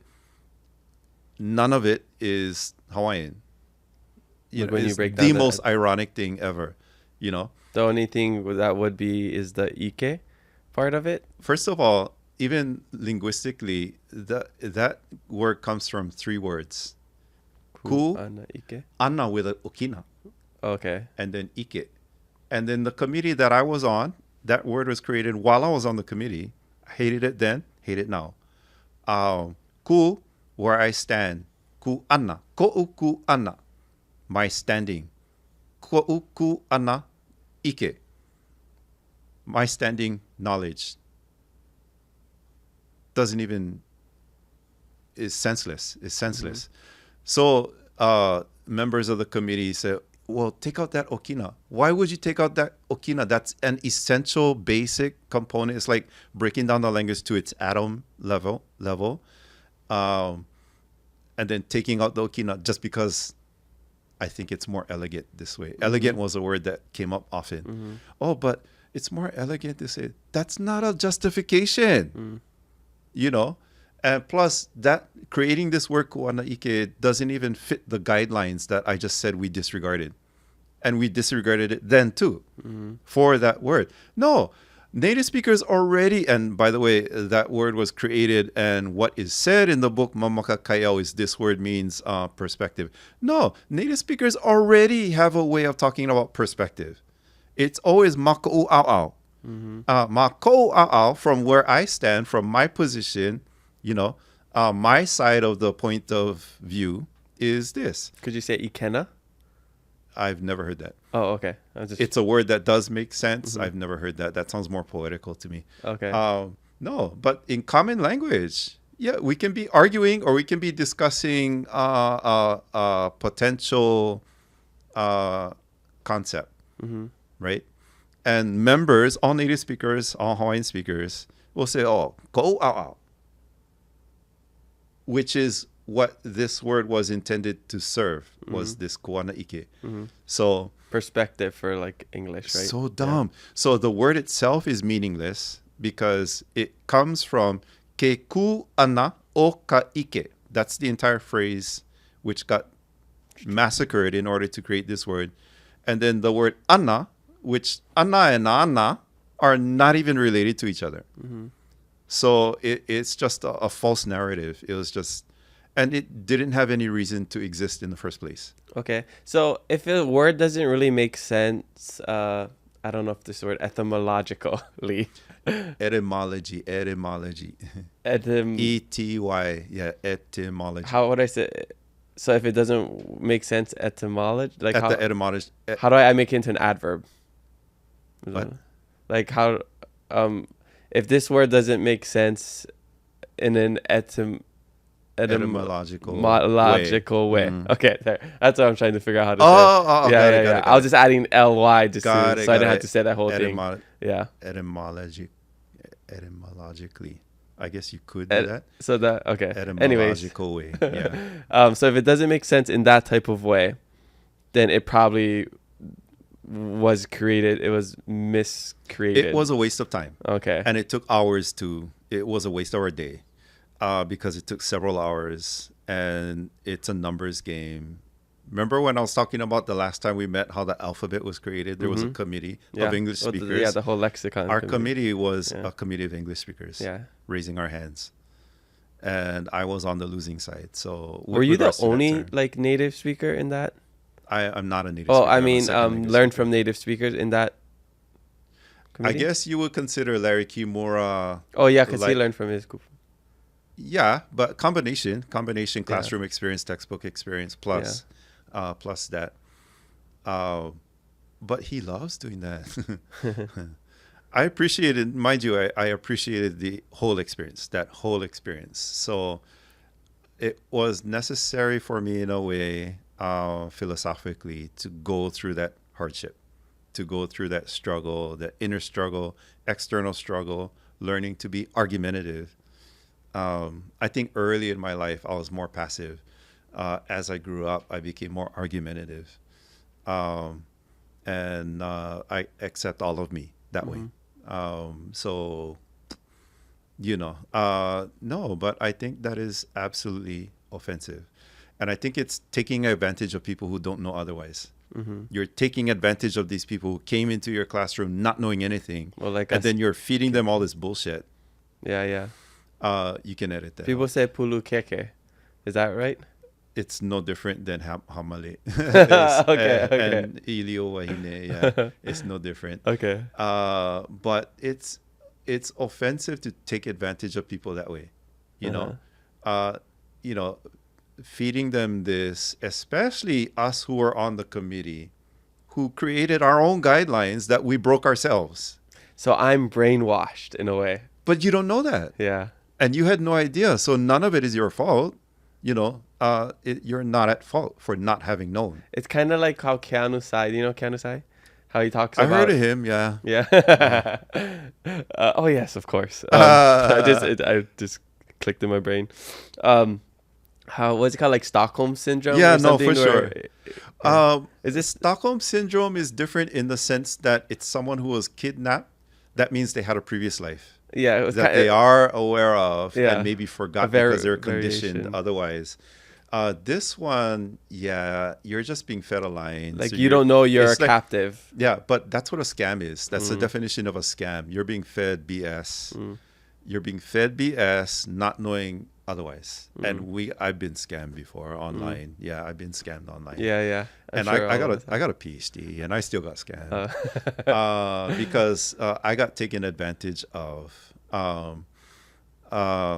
I got taken advantage of for things that I did not know that had to do with whatever was outside my skill set. And so I didn't have the blinders. I didn't know blinders were there. Yeah. And so we're being taken for a ride when it comes to Kuana Ike Po'aya Pili. There's never been a native speaker who needed those words because we already have a cognition that exists. We know how to deal with these linguistic puzzles without that having been done. And that was a violation of our own standard that we created. It's funny, every time we talk or even after our last interviews, there's like a whole set of words and phrases that I have to like keep in mind to not say it anymore. Mahalo, I mean, I feel bad, you know. I seriously, I feel bad. Why? For that. No, it's, I feel like I'm curious and I want to. I feel like, guilty know. inside for even saying it. Is it going to stop me from saying it? No. But I feel bad at the same time because I know our history. I know why it hurts. I know why it is painful to talk about it. So those who have been for years, maybe they're teachers of an immersion school, teachers of Punana Leo, and are already not very self-confident, but have been using these very words that we're talking about right now that I'm telling you are highly offensive to the entire Hawaiian language, now feel guilty for having watched this. And I feel guilty for having spoiled their day. I don't think it's for, at least how my perspective, not Kona Ike, my Kaua'i. I think it's educational. It's like I would, if I'm doing something wrong, if I have something in my teeth, if I got a stain, I'd rather you tell me. Yeah. That's how a great way to put it. That's a great way to put it. So it's like, okay, I've had nori in my teeth for 32 years and nobody told me. Nobody told me I had nori. Yeah. And then I'm just like, so you're telling me, and I'm like, I'm not offended by it. Yeah. I'm like, oh, thank you. Yeah. Like I rather know that than not know it. Right. And then it is that. I'm an adult. I can make my, if I want to keep saying ila mai kai, I can do that. Yeah. But even in that scenario, the person who pointed it out also feels funny. Well, yeah, because you're like, it's awkward. On your relation with them too, right? Yeah. If I know you're my friend, I would be like, hey, you got something in your teeth. It's worse if you know the person good. Really? Yeah. I'm like, I'm more nervous saying somebody I don't know. I mean, it's just only slightly less cringe if it's somebody you just met right now. Yeah. Or a stranger, you know what I mean? But right. So, but that's what language revitalization does to us. It creates these awkward spaces. That's how growth happens when you're uncomfortable. When you're positive about it, yes, and proactive about it, yes. You might be more jaded than I am. I think so. I have to admit. So, but it's part of accepting ourselves as we are. Yeah. But it's those who are stubborn. No, I have to persist in that. First of all, I feel pressure from my administration that I have to present these words, even the ones that I just said are offensive. Well, it's built into our curriculum, and my administration is putting pressure on me to use it. Me personally, I'm so used to it, and I don't know how else to think. Well, I'm glad I made you started thinking this.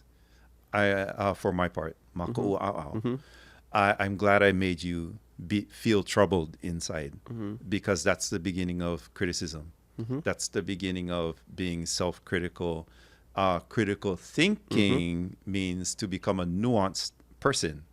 You know, there is no such thing as black and white. It isn't right and wrong. I feel the pressure. Why don't I push back a little bit and see what happens? Yeah. So. Yeah. I mean, I have to go pee. I got to take a shishi break real quick. But the last thing I want to say about that is, like, for me, like, I don't think I can change the way I speak. I've been speaking like this my whole time. Like, ma'au iko lalana likimeke. Yeah. I don't think I can ever, but I can change the hua'olelo that I use. Yeah. I can change the words. So at least you might surprise yourself too along the way. Yeah, maybe. But I think I would have to, I don't speak enough. Like, I only speak with my dad. Yeah. I don't have enough people that I'm speaking with. I'm not immersed in it enough to just change, to code switch and change the way I'm doing it. So, yeah. But anyways, I got to take a shishi break, and we'll be right back with social media questions. After 175 years, some people still think we're just a ranch. And we just farm all day. What they don't realize is we wear many hats. And that's just how we roll. You just might see some old friends. Or make some new ones. So come hang with us. Drive on out to the country. And get that epic snap. No matter what you're looking for, come discover where legends are made. All right, we're back from a quick Mimi break. That is the Hawaiian word for shishi. Let's get into the social media fan questions. All right, we have so much more we could talk about, but let's just get to these questions first, okay? All right, first question comes from Mikele Halelu 33, which is my dad. He says, "Wa hoike oe e pili ana ina pi'apa Hawai'i me ke koho I ke makahi o kahi o ka ti. Hea ko mana'o ka ho'okomoho ana I ka ti ma ke kakao me ka olelo Hawai'i. He mea paha ia e ho'i kaika I ka leo maoli Hawai'i?" Absolutely. So the question is K and the T in the Hawaiian language. Both T and K are part of traditional Hawaiian language before the missionaries created the alphabet in 1826. I don't understand why classes in Hilo are not teaching Hilo language with T. I don't know why teachers teaching in Kona, Hawaii, are not teaching the K and the T. They should be. Maui native speakers, lots of T. I would say after Ni'ihau people, Maui speakers, native speakers, lots of T. Why are they not teaching? Why are teachers today not teaching that? And to me, it's sad that it isn't being taught. And how do you know? Well, first of all, today, the archives that we have at our fingertips are the audio recordings, video recordings of those speakers. And learn those patterns, study those patterns, create research groups that go and collate all of that information, put it together, add it to your curriculum, and practice it. Speak that way. If you're interested in reviving the dialect of your region, wherever you're from, it isn't necessary to think that there's only one dialect. You know what I mean? First of all, it's not true. And secondly, keep in mind that we are because of our sad history with regards to our language, that we lost it. And so we're recreating it. We are reinventing it. There's nothing restraining us from bringing back the T. Nobody said we had to drop the T. And even coming through. So I wrote a paper a few years ago before COVID that talked about a period after the missionaries settled on the alphabet, A, E, I, O, U, Heke, La, Munu, Pive, which is a bizarre alphabet. Nobody else has an alphabet where all the vowels are over here and all the consonants are over here, just the Hawaiians. It's a weird alphabet. Tahitians don't do it. Maori don't do it. Samoans don't do it. They have their letters of the alphabet, but it goes in alphabetical order, just like in English, So it's a strange alphabet. I just wanted to comment about that. But for the Hawaiian one, they chose K exclusively and no T because the missionaries hated that you could alternate, and there wasn't an obvious, predictable way to alternate. So that's why they settled on the one and not discarded the T. After they did that, literacy started to spread, and it took some years. But another mystery to me is, so what that you write that way? You can just carry on speaking the way you speak, even though you see, like I told you, B is pronounced P. Why did people have to change the way they talk? I don't think that was necessary. You can go ahead and write only with K. That doesn't mean you have to speak that way. That's how I think. But there was a number of years of transition, and I called that in this paper I'm talking about that I wrote. I called it the Great Alignment, when Hawaiians started to conform their speech to that alphabet. Because prior to that, it wasn't like that. Their speech was whatever dialect, regional variety they were speaking. And it isn't just the K and the T, it's the L and Tahitian R. Both. And in Ni'ihau today, you see both K and T, you can interchange. L and the Tahitian R, you can interchange. But you have to know how. So it's all that. And then the W and the V sound, that's the one thing they allowed, the missionaries. They let that slide. Hawaii. Or sorry, Hawaii and Vai. Hawaii. Yeah. So it isn't necessary to have to say Hawaii all the time. Hawaii is only one pronunciation. Native speakers say Hawaii. Native speakers say Hawaii. And then there's Hawaii. So to insist that it must always be pronounced Hawaii is being anal retentive and unnecessarily so. What about Honolulu and Honolulu? Well, that you have to know what you're doing, because there is a switch between Hana and Hono, but you have to know what it is. If you're saying Honolulu because you're talking with American accent, then you're just doing it because you don't even know what you're doing. It's just ignorance. But someone who knows Hawaiian language and its history and going back in time and the regional dialects varieties would know that Kaua'i and Oahu, if you notice, Hanalei, not Honolei on Kaua'i, Hana Ma'ulu, not Hono Ma'ulu, and Hana Pepe, not Hono Pepe on Kaua'i. So the Hana thing is specific to Kaua'i, but also Hanauma on Oahu. But the rest of it is Hono, all around Honouliuli on Oahu. So Oahu is a mix, more Hono. Kaua'i is almost entirely Hana, which is very South Pacific. Marquesas Islands, Hana, or Ha'a. Tahiti, Ha'a or Fa'a. And Samoa, Fanga. That's an old Polynesian name for a place, meaning like a bay or valley. But so I know it, so I can tell you. But if somebody just goes Honolulu because it's just their American accent, that's just they don't know what they're doing. They're just that's ignorance. So, But if it's written Hono, then you're saying Hana, then you're Yeah. just mispronouncing. That's just mispronouncing. Okay. Yeah. Yeah. Okay. They don't know that they're being clever by doing that because They don't- inside, they don't sometimes know. when I Yeah. hear it, it does go through my mind, crosses my mind. Well, if you knew what you were doing, you would actually be getting off with this this mispronunciation just now. Because Kamaka Pili, he's on the news. He told us about that there was letters written between Kaua'i and Oahu where they would use Hana, and that's how we first learned about so saying Honolulu isn't completely incorrect. It's just like you said, the context and the history. Yeah, so there's a valley on Kaua'i, Napalisai, called Hanapu. And traditionally, Hanapu, it got changed through the 1800s to Honopu. And today, it's common for Kaua'i people to say Honopu.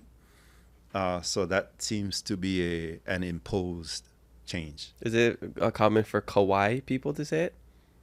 I wouldn't know. I don't know where that place is. We'll have to go Ask look it up on the Lanai map. people, maybe. Yeah. You're trying to be sly there. Right? You know that was a really popular clip, right? No. Because you're not on social media, right? Zero. Yeah. Yeah, you're I recommend nobody do your social clips media. got like I think almost up. everyone had like over 100,000. Are you for views. real? Yeah. No. The Kaua'i one was a popular one. Oh, no way. Because it's like, when did we stop saying Kaua'i? You know? And then there's another one when it was like, Haole is not derogatory. It's effing Haole. That's derogatory. Oh, yeah. I mean, yeah. But then effing Kanaka. Yeah. Is Kanaka derogatory? No. Yeah, exactly. Was your attitude derogatory? Yeah. So, right. Dude, how do you feel about people mispronouncing words? I'm just curious because, like, when I hear people say, like, Kapilani or, like, Kaniohi, Hauli. It's an eye roll. Yeah, it's just an eye roll. Yeah. Do you correct them or do you not correct No, them? it's just a waste of my time. It's a waste of my time. Should we correct them now on social media since we're saying it? Like, so if they see this clip, they know they should not be saying it like that. Kalaniana ole.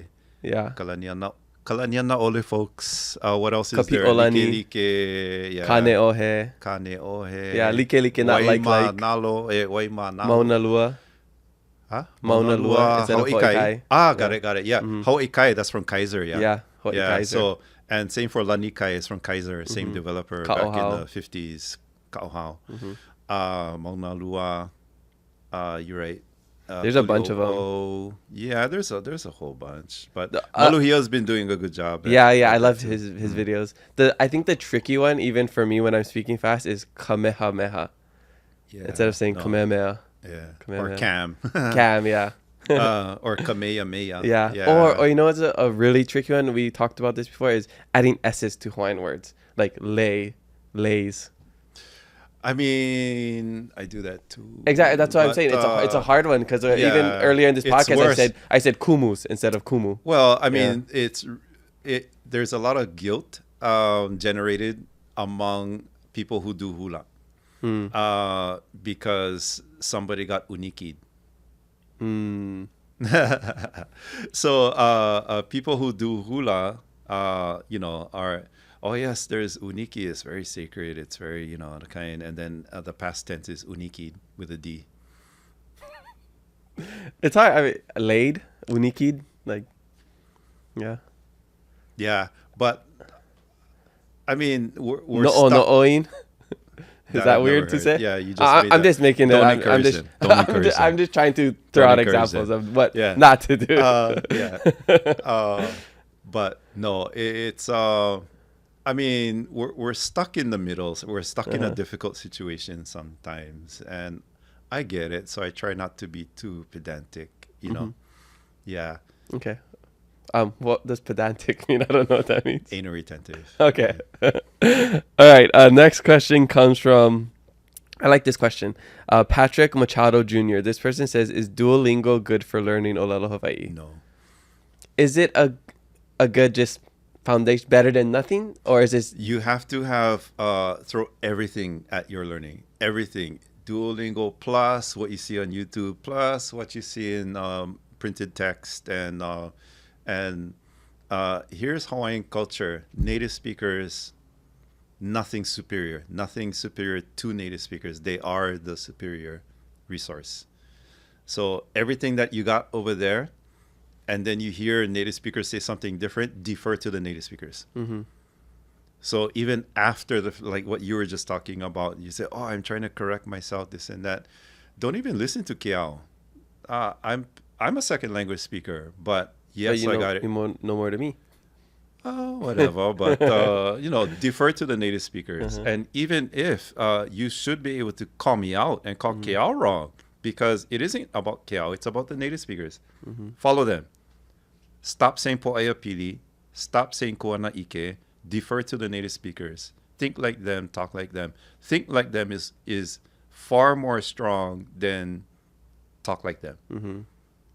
You'll never know how to think like them if you have no association or don't feed yourself the audio or video input. So occupy your time with those online sources where all of those recordings exist. So for that, I have the biggest appreciation for what Larry Kimura has done in his early days and all of those. I just don't understand why, after having met with all of those people and having had relationships with all those people, that you therefore go and create po'aya pili. I don't get it. Like, why would you have done that after having known all those people? We should make a list of like Keao's top 10 words that he doesn't like Pet us saying. peeves. Yeah, or something like that. My pet peeves, like a David Letterman kind of top 10 list. Yeah. Do you have some off the top of your mind? Is this I mean, I always hammer the same dead dog. You know, the po'e pili, the Kuana kuana Ike? ike, the hika, which I just presented Okay. here.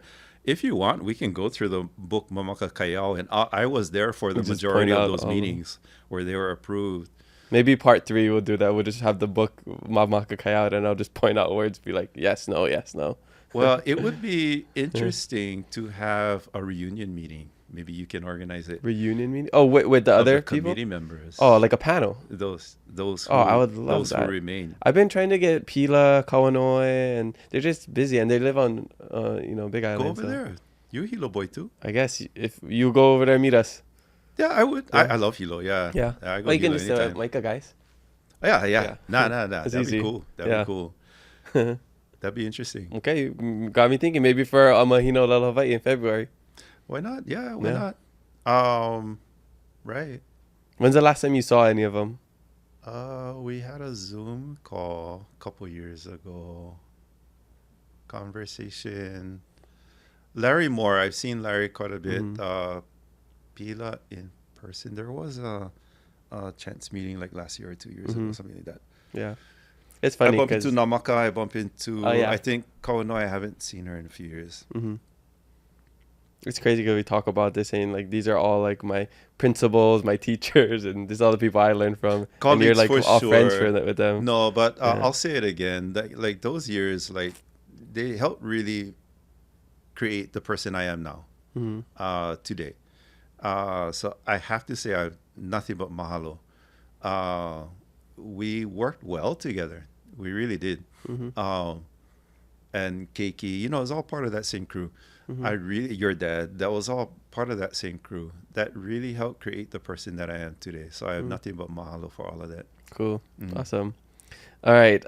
Texan Hula says, this is another great question. If a restaurant from the mainland wanted to incorporate Hawaiian language into their name or menu, would you feel comfortable helping them do so respectfully? Phew. I was in Rome, and there is a restaurant over there called Aloha something, and it was an Italian restaurant. In London, there was Aloha Poke Bowl restaurant. London. I got no problem with that. Why should I have a problem with that? But I mean, their choice. Would I help them? Yeah, I guess. What's wrong? I don't see the problem. Does anybody have a problem with the word Wikipedia? The name Wikipedia, that resource, the app? Are you aware of anybody who has a problem with that? That's Hawaiian, That's from Oh, WikiWiki. Viki. Yeah. Yeah. See, you didn't even think that, huh? I think I've heard it before, but I forgot. And then Wiki is now being used in all kinds of other things, starting from Wikipedia, I'm sure. But then it got attached. That's Hawaiian. Is that offensive? I'm not offended. Yeah, kind of proud in a way that it got exported out to the world that way. And it does, and the meaning also went with the word. So it's kind of meant as an express way to, a faster way to get information, get resources. Okay, so you don't mind people using Hawaiian words in other places outside of Hawaii, or That's if Hawaiian people using Hawaiian words. That's less offensive to me than ila mai kai. Really? Wow. Because I feel like people are on the opposite end. Those of who that. use ila mai kai should know better. Oh, so you're saying these people are ignorant when they're using it? They think it's cute, and it's not. They're not using it inappropriately. They're not trying to be offensive. Is that? Yeah, and neither are the people who say ila mai Yeah. kai. But you should know better. If you're watching this, for sure you should know better. Okay, because that's like a common thing is like people naming their kids Hawaiian names, people using Hawaiian words for their brands and products and stuff like that. That's always a common debate amongst the Hawaiian community. I don't like when people message me and be like, "Can you help me name my kid?" Oh, I got so many of that. Yeah. Like I don't want. Or when people ask me to translate something, I'm like, Google it. Like, I don't need to do that. Yeah. Like, I don't want to do that for you. I mean, if it's something simple, I can. But if they're giving me all this stuff in a message, I'm like, I'm not the person. I could, but like, I got other things I gotta do. I feel you. Yeah. Especially if it's something you could just look it up. Yeah, and it's not because you want to be mean. It's just that it's one of those cringe moments, kind of awkward. And it's a slippery slope too, because like if more people know, oh, he translates whatever, then everybody's gonna keep asking you, right? Yeah. Okay. Next question comes from my brother Michaelani, who just called me this morning, and as I was right about to go to the bathroom. Talk about nepotism. Wow. Jeez, just keep it all in the ohana. I know, right? This is because he just called me this morning. He's not on social media either. I was like, I just told him, I was like, oh, I'm gonna talk with Keao today. He's like, oh, ask him this. He actually asked me this morning randomly. So he said, Kamaka, how would you say my car broke down in Olelo, Hawaii? Because he was Poloke. That's what I was saying, Poloke too. But he was talking with Kaliko. Which Kaliko Beamer. Oh. Yeah, do you know him? Yeah. Yeah. And he was saying instead of saying broke, he would say paukapono. That too. But Yeah. paukapono to me means pau, no more chance already. The thing is I like, think, yeah, might as well take him to the junkyard. Oh, okay. That's not like puka in the radiator necessarily. Yeah. So, yeah, bloke. But even Niihau people is where I heard polokiloke. Is like is boss, not totally unredeemable, but boss. The baga is boss. Is polokiloke, and poloke comes from the English word broken. And then there's a difference between haki and poloke, right? You can say haki too, though. It does work. But haki is more like a bone. Can, yeah, and you wouldn't say poloke a bone. Yeah. But yes, native speakers do use haki too. Okay. Could you say? But then there's ha'i too. Ha'i and haki are the same word essentially. But ha'i is definitely broken bone. Okay. The car wouldn't be ha'i. And if It you could be haki though. That's Okay. interesting, actually. Really. I know it's a mental Oh, exercise. Micah, you just send us in circles over here. Yeah, or if you want to be really elegant and super smart, tell this to a Hawaiian speaker. Ua poloke I lalo ko uka'a. No. So if you want to be super No. smart, just say that. No, if you want to watch a major eye roll that I hope you feel it, then don't say that. Yeah. I'm just kolohe and I like to mess You're with people. koloheing me. Yeah. Kolohe. That was a very little translation of broke down. So don't do that. Don't do that. Okay. All right. Next question. This is not nepotism, but it is a past podcast guest. Comes from Son of Oahu, Elijah Kala McShane. He's a past guest. Not sure if you're familiar with him. I think he was on like an episode of Chief of War. He says, "What's your mana'o and olelo restoration for those who are adults and learning for the first time?" Yeah, see, you got to throw everything that exists on it. I have created material based on my training in my PhD program on language theory and practice, on communicative approaches to Hawaiian language, which I do use when I teach, and have begun assembling an actual coherent series based on this teaching approach, which is highly interactive and lots of speaking on the part of the learners rather than lecturing on the part of the teacher, and almost zero translation, and has been super fun and effective that I've seen, and I've shared with a few colleagues who have been interested and committed to it. Other than that, there is what we were talking about earlier. You got to throw everything at it that is just there. Elijah, is that the guy he was involved in Chief of War? He he was in Kukini as well. Not the main guy, not Ioane, good Hugh. No, next to Ioane though. No, I don't think he had a big role. All right. He's more of a social media Got it. guy. He went to St. Louis. He's pretty fit. I think I saw that episode actually. Yeah. Yeah. Got it. Yeah. But okay, cool. And then he And mahalo, yeah. Mahalo, go for it is what I say. You get nothing but encouragement from me. Throw everything at it. Yeah. Okay. He has a second follow-up to it, and he says, and how is Olelo a tool to restore Maoli identity for Kanaka today across the Honua? I talked about the whole experience in the courtroom, earlier. And then I'm all about the Nihau community and their need for it. And I hope from this episode people remember that, a lot of this translated material that comes from new speakers through government agencies and stuff is useless for Ni'ihau people. Useless, unintelligible, and there needs to be translation specifically for Ni'ihau, for comprehension.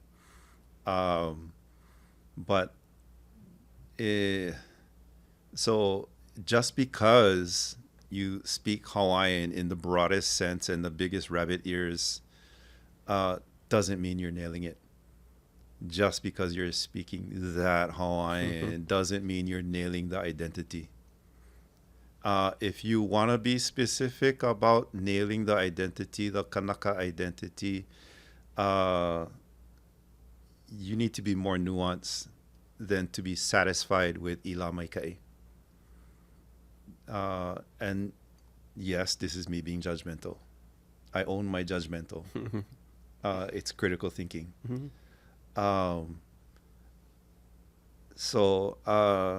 Yeah, I mean, if the question is being asked to me, I'm giving you my answer. So just because you do the immersion school thing doesn't mean you're nailing the identity thing. I pick and choose when to turn my Hawaiian on and off, like even in business transactions, stores, whatever. I'm happy to say thanks and not mahalo, but I say mahalo a lot. I'm equally happy to say thanks, and me saying thanks didn't lessen my identity. Make you less Hawaiian. Right. I'm the Hawaiian, I am the Hawaiian. I'm comfortable in my skin. And I chose to turn it on and off. And the fact that I'm in control of the switch is a powerful position to be in. Do you think people try to overcompensate? Oh, absolutely, absolutely. And they have just my mahalo. They have my appreciation, and you know what I mean? It's not a bad thing to It's not a bad thing. overcompensate. Same in that courtroom situation where I had a new speaker and I had to. It was a horrible experience. I hated it. It was like a teeth grinding experience for me. But for that person, I have to be supportive. You know what I mean? I get it. I understand why you're doing what you're doing. And being in that position, that particular role in that moment, I'm not your friend. I'm not your friend. I'm hired to stand here and do this particular job. And it's actually illegal if I try to make you my friend. Yeah. I'm overstepping boundaries. Yeah. But I'm the switch. I turn it on and off at my will. And to me, that's the ultimate power. Yeah. Awesome. I think for us growing up, because it was taken away from us, the language and the totally get culture, it. we're scratching for an identity. So we start to follow people on social media and we kind of cling on to what they are becoming. But this And- is exactly the reason why I refuse social media. This There's- is there's- exactly the reason. you don't know I'm the what's- switch. yeah. I'm the switch that turned off social media. But then for some people, that's the only way they have access to it. Then you better learn. You better have some strong psychological skills inside you. You better know how to be at peace inside yourself and not react to what you see, the crap And you that's see the on social problem, media. because now a lot of people aren't at That's peace what I with mean. themselves, And so and they the people who react and don't they get have mad that, and they you should not be on conflict. social media. Yeah. Yeah, if you don't have that peace of mind inside of you, you should not be on social media. And you're making not only your problem, but other people's problems worse. And piling on the anxiety rather than solving problems. Yeah. Totally. So, yeah, and in the world that it is right now is exactly the reason it's easy for me to stay off social media. Yeah. So yeah, no, I have zero interest. So what you were just telling me earlier that it was this is the first time I'm hearing that that it was a popular episode. I'm like, I'm kind of horrified right now. It's like, what? Like, But what? you get recognized enough, you probably But then I try and scurry off or like real fast. you can probably feel when people are looking at you. Yeah. I started getting that, but it took me that was 2 years ago. 2 years ago. It this year is when I started. It happened at Mary Monarch. So here I'm walking around. That's I'm the having a good demographic. time at Mary Monarch, Yeah. and I started noticing eyes Yeah. in this crowd. Everybody walking through. They're just I'm just showing up because I want to watch Mary Monarch, and then I started noticing eyes, and I was like, complex. something Yeah, on yeah. me. Complex is like rising. I was like, is there like a booger on my nose? Or is it? Yeah. And then it dawned on me that, oh no, I got the visibility. I Yeah. got the visibility bug, Yep. which is a problem. Yeah. No thanks to you. But you can say you're welcome. No kaha'oli. With no ie. Yeah. Okay. I do want to, mahalo everybody for the social media fan questions. Make sure you leave some for our next guest, and maybe a question will make it on the podcast. A lot of people, what is that? I'm curious, like you said that it was popular, whatever. What are like the majority of reactions that were coming through? Oh, good. Like what? Like, I mean, I would have to go and look at the comments, but a lot of people, it's kind of like, so when we get an episode like this, or like a Keao NeSmith, it's those episodes that are really like against the norm, or like we've never heard that perspective before. Like, wait, what? We're still illegally occupied? Like, Yep. no, like nobody told us this. Like, it's those episodes that people really love, because it's like, why didn't anybody tell us this our whole lives? It's, I think that's what people like. Or you might see something about I guess kind of countering what you're gonna say, but those, I would say it's few and far from what is like the positive. Like, this was so, like, this opened my mind, this was so educational. Like, they'll compare it to like, oh yeah, it's just like this in Tahitian, or it's just like this in whatever, or like it's more those comments of shock and appreciation. Oh, cool. And which is why like when I get recognized in public, I appreciate it, because it's not like, oh cool, you did like a viral trend on TikTok. It's like, thank you for sharing these stories, thank you for educating us. It's appreciation. So in the same sense I get that, it's like when they're looking at these videos, especially the really educational Hawaiian videos, it's appreciation. So a lot of it. If you ever want an ego boost, just type in your name and look it up. No, yeah. So I've been on the podcast with Maluhia on his one too, yeah, Ka'alala side. So the most I'll do that is legit social media is YouTube. Because I consider it social media because once in a while I will comment on a thing, you know, and I saw a comment on one of the episodes I did with him, and a person said, "You seem so angry." You seem so angry, and it triggered me a little bit. So I did comment back. I said, "Well, I'm passionate, that's for sure, and I take responsibility for what I say. I take responsibility. So if you perceive me as angry, I'm sure there is something legitimate about your perceiving, because there probably was a little bit of angry when I said what I said." Well, because you irritation for sure. Yeah, and we're talking about something that you're passionate about, so that comes out, your passion comes out as maybe aggressive to some other people that you're like, whoa, geez, like, I wasn't ready for that, but that's what it is. But I put up the first episode, and I'm just going to read some comments. This is one of the most eye-opening conversations about being a student and learning Olelo Hawaii. Mahalo piha. Great podcast coming from a Tongan. I watched Ni'ihau speaking, and I loved it. Understood some of it. Keep fighting and keep your culture real and alive. Something about it's interesting. Oh, wow. This is a month ago. Wonder what Keao thinks of Olelo Hawaii spoken on Chief of War. Terrific series. I'm happy to hear and see the language spoken. Da-da-da-da-da. But I guess, nice segue. Great segue, right? But another one, you guys should do another episode only speaking Hawaiian language and let Uncle correct your book Hawaiian or add his native influence so we can. Ina unuhi oi ka kia mea holokoa hiki ke Olelo Hawaii ka manawa holokoa. Aka aole aole hanei ka unuhi. Yeah, well, you better put some subtitles on there. Speaking of subtitles and Chief of War. Yeah. I just said if he wants to translate everything, he can, because I ain't doing a 2-hour episode in Olelo Hawaii, because that's going to be so much translation. But yes, speaking of subtitles, he actually did work on Chief of War, and we can get into that. Yeah, but again, good comment. Yeah, mahalo. Big mahalo to everybody, I guess.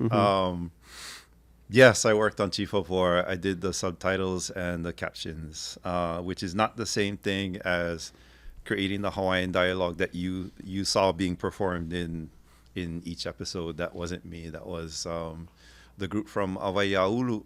Is a hui of people who work closely with Jason and Pa'a, the writer, who I understand should be in an upcoming episode. Yeah, he actually just called me while we're on this. Love the guy. And Jason too. I got to meet them 2 years ago back. They were asking me for some consulting, I guess, on finalizing the script and the narrative, the storyline, and this and that. And I just got nothing but a huge mahalo. I'm so impressed. I was very impressed. It was a cold meeting, you might call it. It was like is one of those. You ever have one of those moments where you got to meet like one of your biggest stars, heroes? Oh yeah, just a chance. One time I met Keao NeSmith 2 years ago. Well, let's take it up like several notches, and then it was one of those moments. But it was a regular.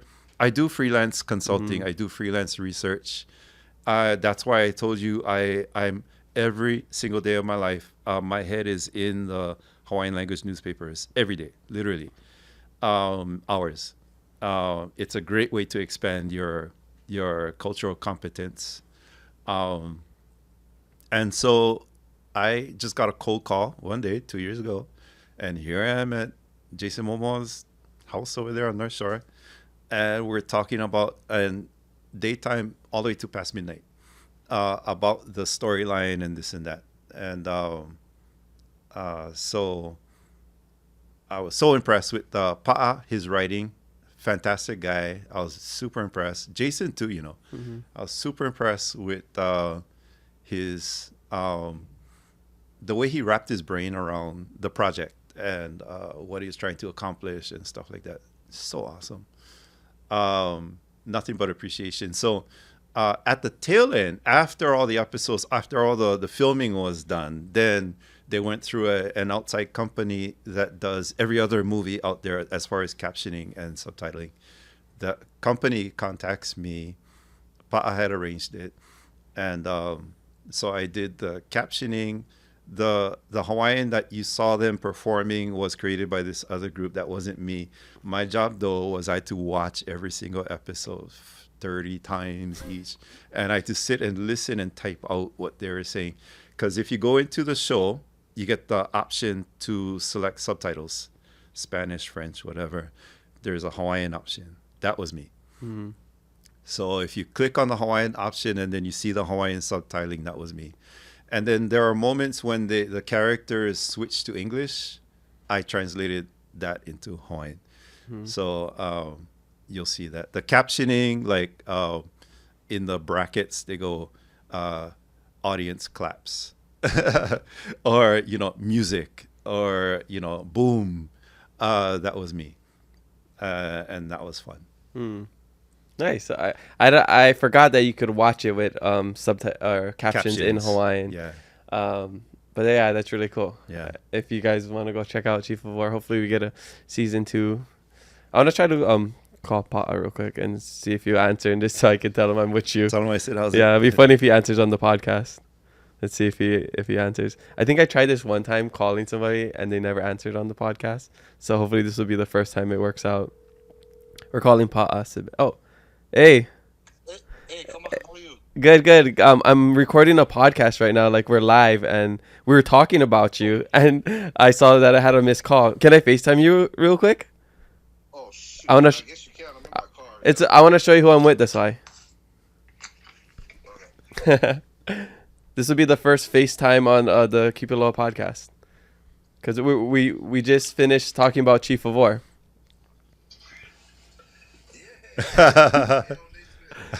Aloha. Yeah. We're just talking about you, just sending out some love over there. Oh, appreciate that. Yeah. We were talking about we just finished talking about Chief of War and the work he did over there. But we're gonna wrap up in a little bit, and I'll give you a call back. Yeah, Season two, right? Yeah, we're praying, brother. We'll talk to you guys later. Okay, Raja, aloha. Right on. Hey, it worked out. Nice. We got somebody on FaceTime during the episode. I've always wanted to do that. Yeah. But yes, so hopefully we'll get more season 2.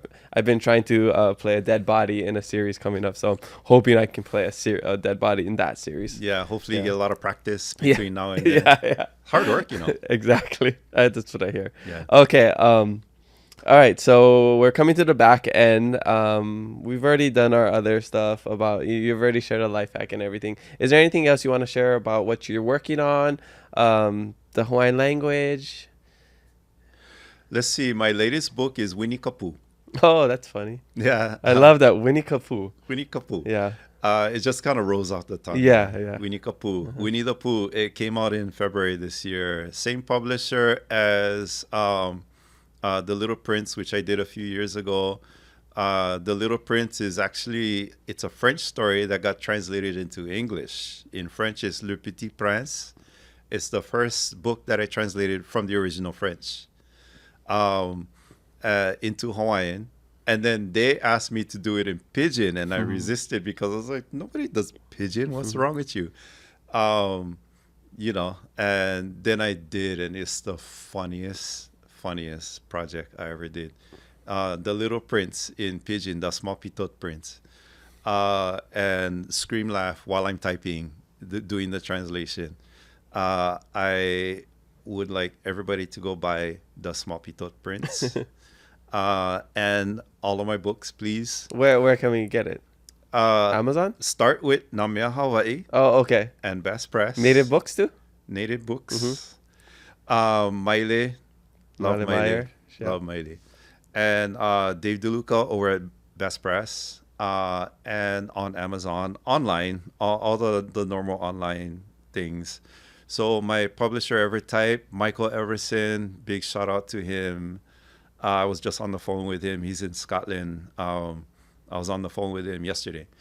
And then my other publisher is in Germany. Tintin Fast is the name of that publisher. So Tintin Fast with me, we did The Little Prince and Winnie the Pooh.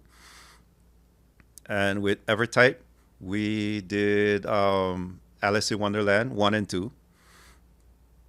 And we did the Hobbit. We did The Wizard of Oz.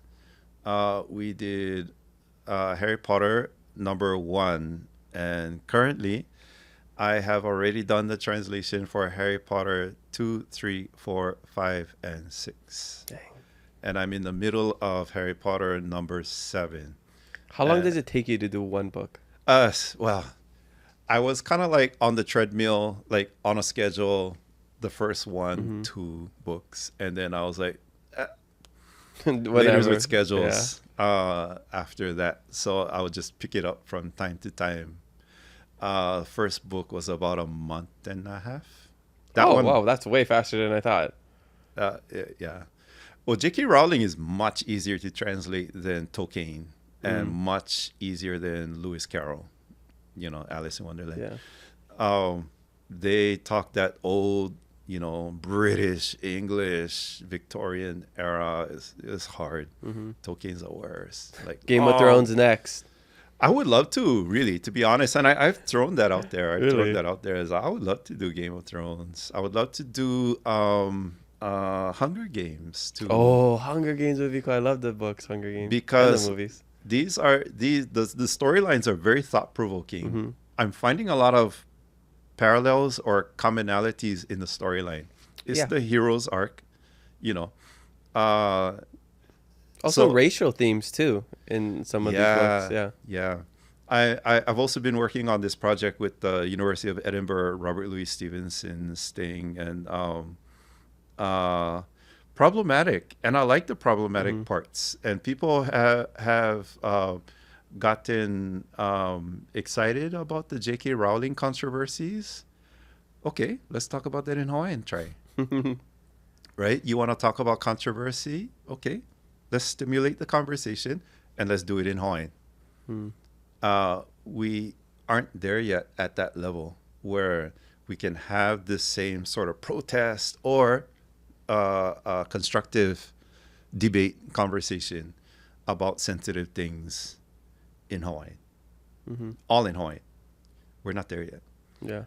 And this is feeding that possibility. So I don't mind that there is controversy wrapped around the person. I don't subscribe necessarily to the cancel culture. I have my own little personal cancel things that I cancel, people I cancel. That's personal. But I don't subscribe to, Michael Jackson was controversial. There's a lot of stuff going around about him and his life. Does that mean I'm not supposed to like Michael Jackson music? It's like, do you want me to cut off my left arm or my right arm? Shall I cut off my nose despite my face? It's like, I can't do that necessarily automatically. Compartmentalize it. You have to compartmentalize and you have to be self-critical as well. And then you have to allow yourself to change your point of view over time. But yeah, so lately I've been just doing a lot of my freelance consultation. I told you about Awana, Cirque du Soleil, one of the biggest joys of my life in doing. I think my biggest joys have been working all these years with Lena Ala Jardine in putting our halau from Kaua'i on stage at Merry Monarch and apart from Merry Monarch. One of the biggest joys of my life. That's going to carry on. Totally. But I've exposed myself on your episode. I know. hope you take credit for all of that. My gosh, I have never talked about my composition side before. That's so cool. I'm sure people are gonna be interested in that even more, and you're gonna get more people come up to you. And I forgot. There's some people. There's at least one person I can think of off the top of my head. Micah called me maybe a month ago that there's this kid at UH from England, or I don't know, somewhere not from America. He saw your first episode on the Keep It Low podcast, and from that episode, he decided to learn Olelo Hawaii, and now he's studying it at UH Hilo. And I think he might have interviewed you before. It's a Haole kid that learned Olelo Hawaii. The one that I'm talking, the one as you're describing it, you said he's not from the U.S., but the one I know over there at UH Hilo is from the U.S. Oh, okay, maybe he is from the U.S. then. What's his name? I forget his name right Okay. But it's a Haole kid that like Haole kid. maybe it was US. Maybe he's like from like Kansas or something, or some place like you would never expect to learn. It was a surprise, but since your episode, I've had a couple surprises along the way. Okay, yeah. People just kind of there are people that have watched that episode and have been inspired to learn Olelo Hawaii, which is crazy. That's awesome. Nobody should ever feel ashamed that they never learned Olelo Hawaii. growing up. Right. Like I was blessed. I literally woke up into this life and was like Olelo Hawaii, right? Choice. Like I had no choice. I got lucky. I won the lottery, right? But when people come up to me and they're like, I feel so bad. I never learned growing up. I'm like, brah, that's not your fault. It's not your fault. It's not your fault. Like why are you feeling bad about it? You could feel bad if maybe you had all the opportunities to learn it in school and you never. Yeah. But blame the U.S. occupation. Exactly. Blame the U.S. occupation straight up. Don't feel bad. There's resources. If you really want to do it, you can do it. There's a lot of research. There's free classes. You can just message him. He teaches free Olelo Hawaii classes. No, I'm just joking. What? Did that just happen? You didn't even know what to do. Yeah. He does it every Wednesdays on Zoom. So just go message me for his phone number. I'll text you his phone number. If people come to my house, I'm gonna what is that? Make a fake social media account for you, and then I'm gonna start with just my responding to avatar. people. Yeah. I'm just joking. Don't do that. But yes, there's a lot of ways to learn. What would you say if there's just like one way, there's like a Duolingo, because you said use all of it. What would you just say is like the easiest, just go do it right now, way to learn? Listening to things, watching things maybe? Yeah, I would say put more energy in the native speaker sources that are there, the audio and the video that are there. Put more emphasis on them than the Duolingo materials and stuff like that, because you want to get your ear, even if you speak only words, even if you speak only a little bit, and even if it's just kind of Tarzan speech, if you sound like a native speaker, like those audio resources, you got me. Like I will fall in love with, because you sound like an actual native speaker, even though in reality you just know those words, or you just know that expression, or you only slam words together like Tarzan does. If you sound like a real native speaker, got that accent, got the the inflection in your voice like that, you have my attention. It's like, because the other type, the Neo Hawaiian speak is way too common today. It's like, so just when you see me at the airport, you'll see why my earbuds are always in my ears. I cannot stand. I love those. Let me just say, I love those airports in the world, and I've been to many around the world, where the policy at the airport is silence. They have silent airports, Dubai, Singapore, and stuff like that. They're called silent airports. Oh, I didn't know that. I much prefer silent airports. Okay. Let's just put it that way. Okay. And then, all right, so those are for people who don't know Olelo Hawaii.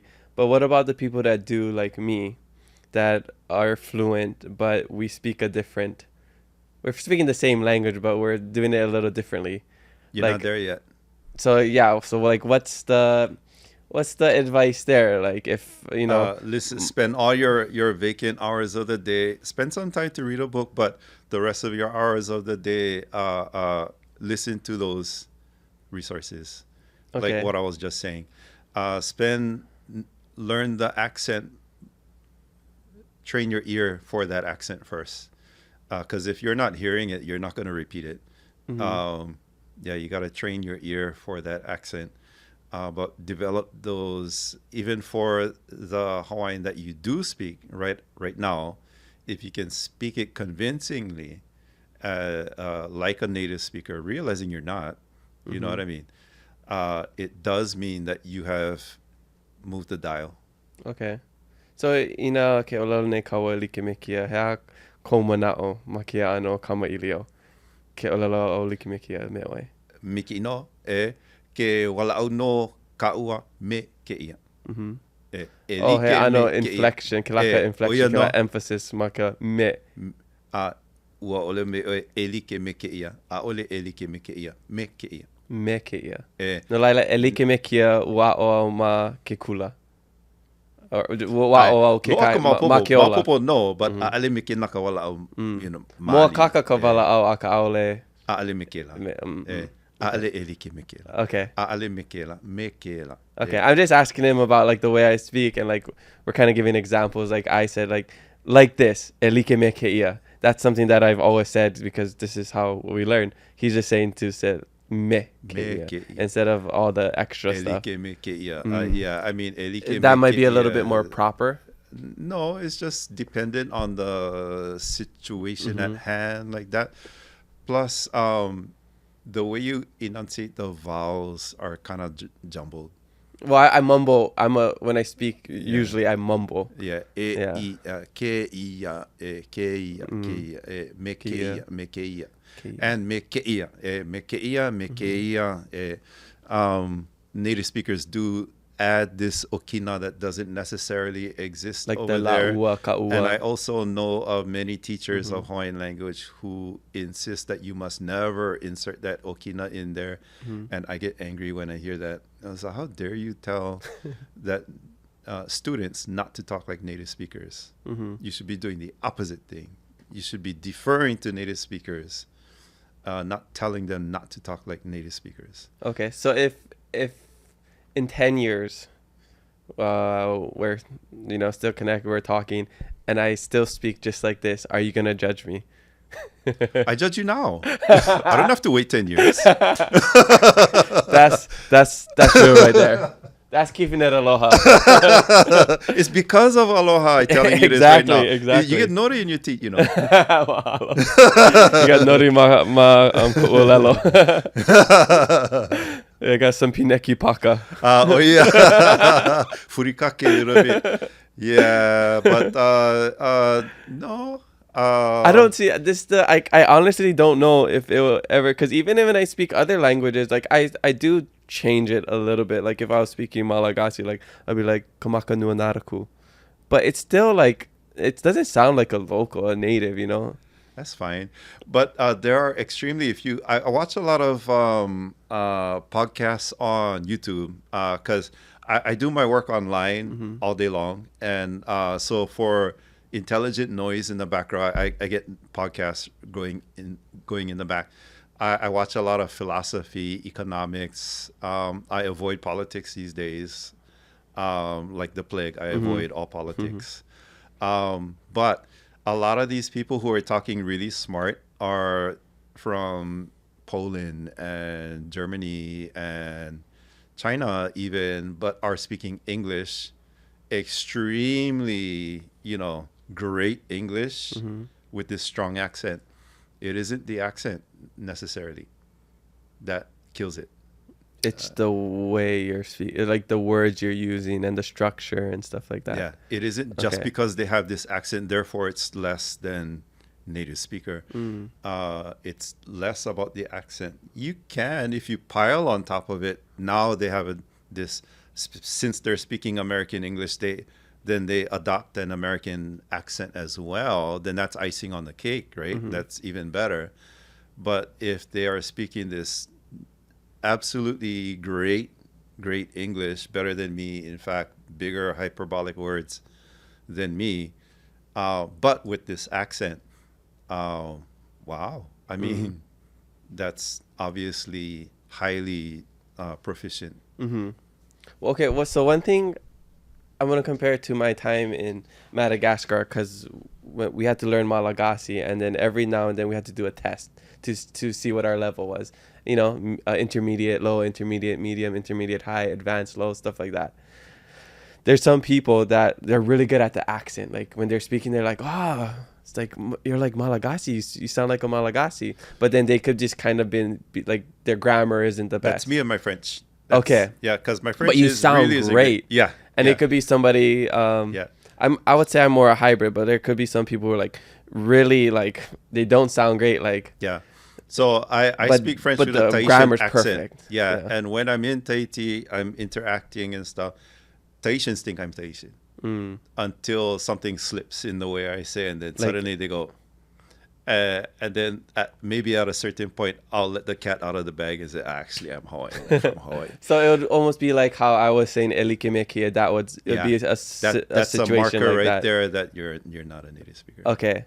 But is it, so for example, if I went to Ni'ihau, I could communicate with them if I could just like, if I knew when to turn the T's to the K. You wouldn't understand them. I wouldn't understand them at all. Almost not at all. Really? You wouldn't understand them. If they carry on, they will accommodate for you and slow down. So they would come down to me. And they will use less complex verbs. Interesting. Yeah, they know how. Yeah. And they will peg you immediately. First of all, as soon as you start talking thousandth of a second, they got you pegged already. That's so cool. And they will. I'd love to be in that situation. Right? Where I just feel like I'm what the idiot heck in is the going room. on? When I'm with my Nihao friends, I'm the dummy. Yeah. Yeah. See, and I don't mind feeling like that because it's like, how many times in life do we feel like that? Especially as adults, right? Yeah. How many times are you And a beginner? I intentionally put myself in that situation. Again, when I go to Tahiti, I speak fluent Tahitian. My Tahitian is better than my French. And when I'm there in Tahiti, I'm the idiot. And it's like forcing yourself to train for Moloka'i Hoe, and then now we got to beat the Tahitian teams, speaking of Tahiti, right? So the Tahitian teams are keeping us on our toes here in Hawaii, on our own playing field over here on Moloka'i, because they keep kicking our ass. So we're having to put ourselves in that tough situation of trying to raise our own bar, our own personal bar. I hope one day that I will be able to match, but really, to be honest, it will require me leaving Hawaii, going over there and living over there. And then I promise you I will. Yeah. I got that determination that I will. But living in Hawaii does not mean you're going to become expert in Hawaiian because our language situation is just so bad. I feel blessed that I was born and raised Kekaha Kaua'i, with all my neighbors, these are my dear friends, you know what I mean, that I grew up with. When I was small, I had plenty kupuna in Kekaha and around Kaua'i who were not Ni'ihau, but fluent native speakers. They were part of my growing up experience. Yeah. And I would ingratiate myself to them because I took it upon myself as a boy to insert myself, call it rude or not, but they all ended up loving it, the attention and stuff like that, because when I was a kid it was not cool to be a Hawaiian speaker. And but I would almost force myself on these people. And I am glad to know that I had that experience with them because they're all gone. 100% of them are Pau. I guess you carry on their legacy. Maybe so. I'm proud to say that. Yeah. In fact, I was just 2 weeks ago, I was walking around the cemetery. In the cemetery where my dad is buried, my mom is just around the corner from our house. And I was picking plumerias to make lei. And I'm walking, and here's all these tombstones of all of these kupuna I'm just telling you about right now. So, oh, Auntie, I miss you. I wish you were still here across from my house. I miss seeing you across my house. And then Uncle was, oh, Uncle, oh, man, I remember those days you was making net and I come over. Yeah, I never had that kind of experience growing up. I was pretty westernized. I mean, my very traditional culture stuff was at the kula, right, where there's a language and the culture there. But when I go home and we're eating rice and pork and beans and watching American television and stuff like that. So I never really had that kind of experience, which would be really cool to kind of try to do. And as I, as I'm an adult right now. Yeah. Yeah. Well, we got to hang out more then. I know. And it's also cool to know, like, in anything in life that you think you're good at, you can always be better. Like, there's always podcasting, your job, hula, like speaking, like with my parents and my family. And I went to probably like the Punahou of Hawaiian immersion schools. I hope that doesn't sound weird to say. Navajo Colonial Pu, which is like one of the OGs on the Big Island. I taught there, Yeah. And then so it's like, yeah, I could think like, yeah, I'm good. I don't need to like improve anymore. But then when I meet like the next level of like you and, the Ni'ihau, it's like, dang, I'm just a beginner. I'm here at one point. It's like people that don't speak Hawaiian, they're like, wow, you speak Hawaiian. And then here, like, I'm at the top of in their eyes. And then they don't know about the Ni'ihau. They don't know about all these other levels, right? Because there's levels. And then I'm like, oh, me? You ever heard of Keao NeSmith? You ever heard of like these Ni'ihau people? You ever heard of even like, I would say like the people above me, like the Larry Kimura and like the Kawanoi Kamana and all of them. It's like, I'm like a little guppy compared to them. Yeah. It's interesting. It's just like, what is your bubble? What is your your environment? It's interesting that you even would say that Navajo would be compared to like Punahou. I'm like, what, really?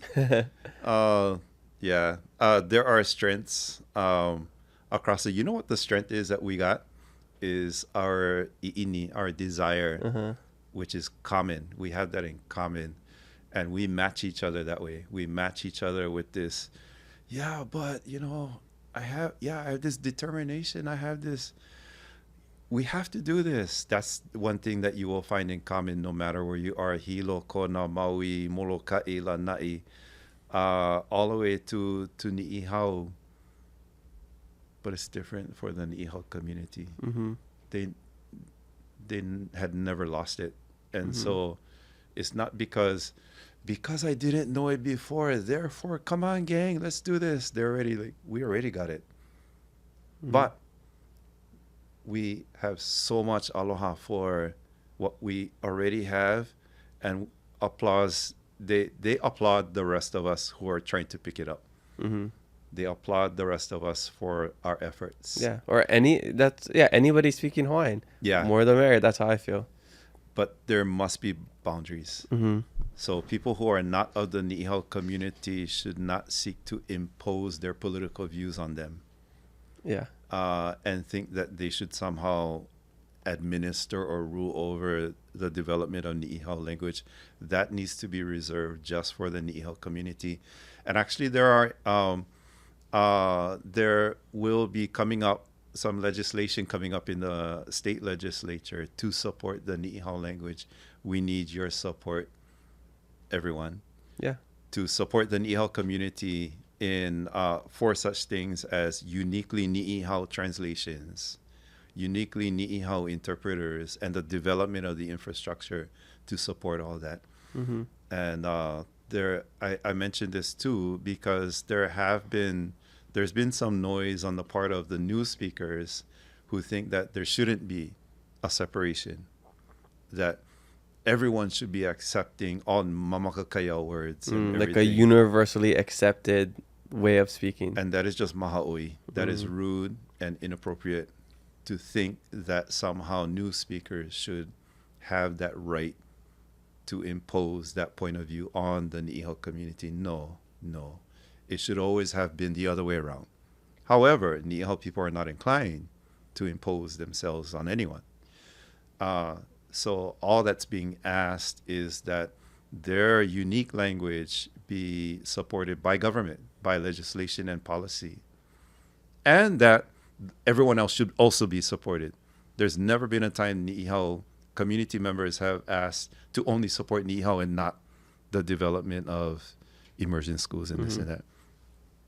But there has been in the past the opposite thing happen, where new speakers tried to impose themselves aggressively on the Nihao community. That has happened in the past, and that should not happen. Okay, how can people support?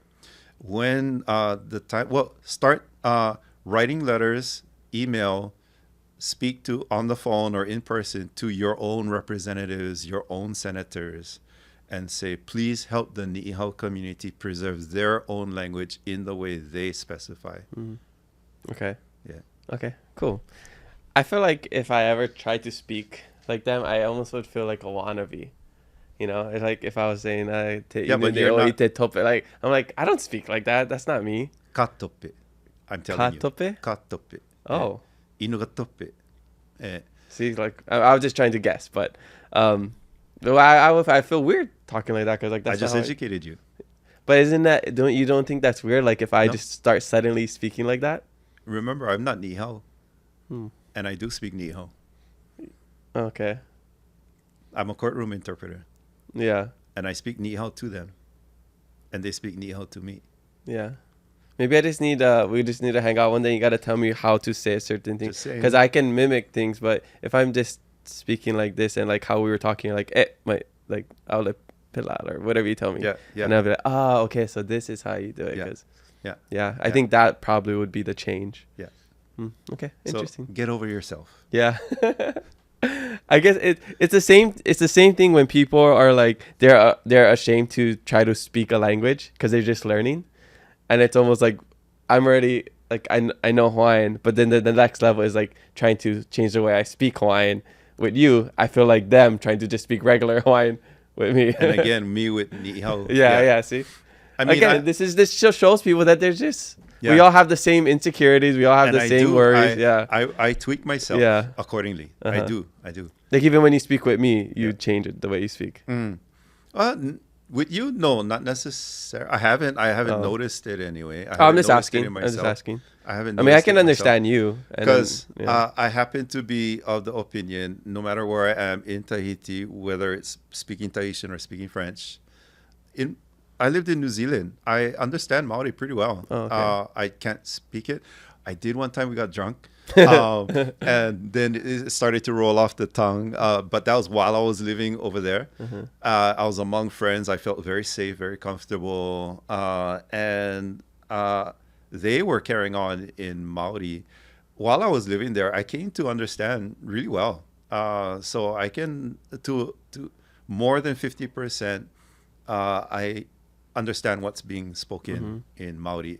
That began on the marae. They're lucky that they have that culture, on the marae, the pa, where it's a formalized speech back and forth, back and forth.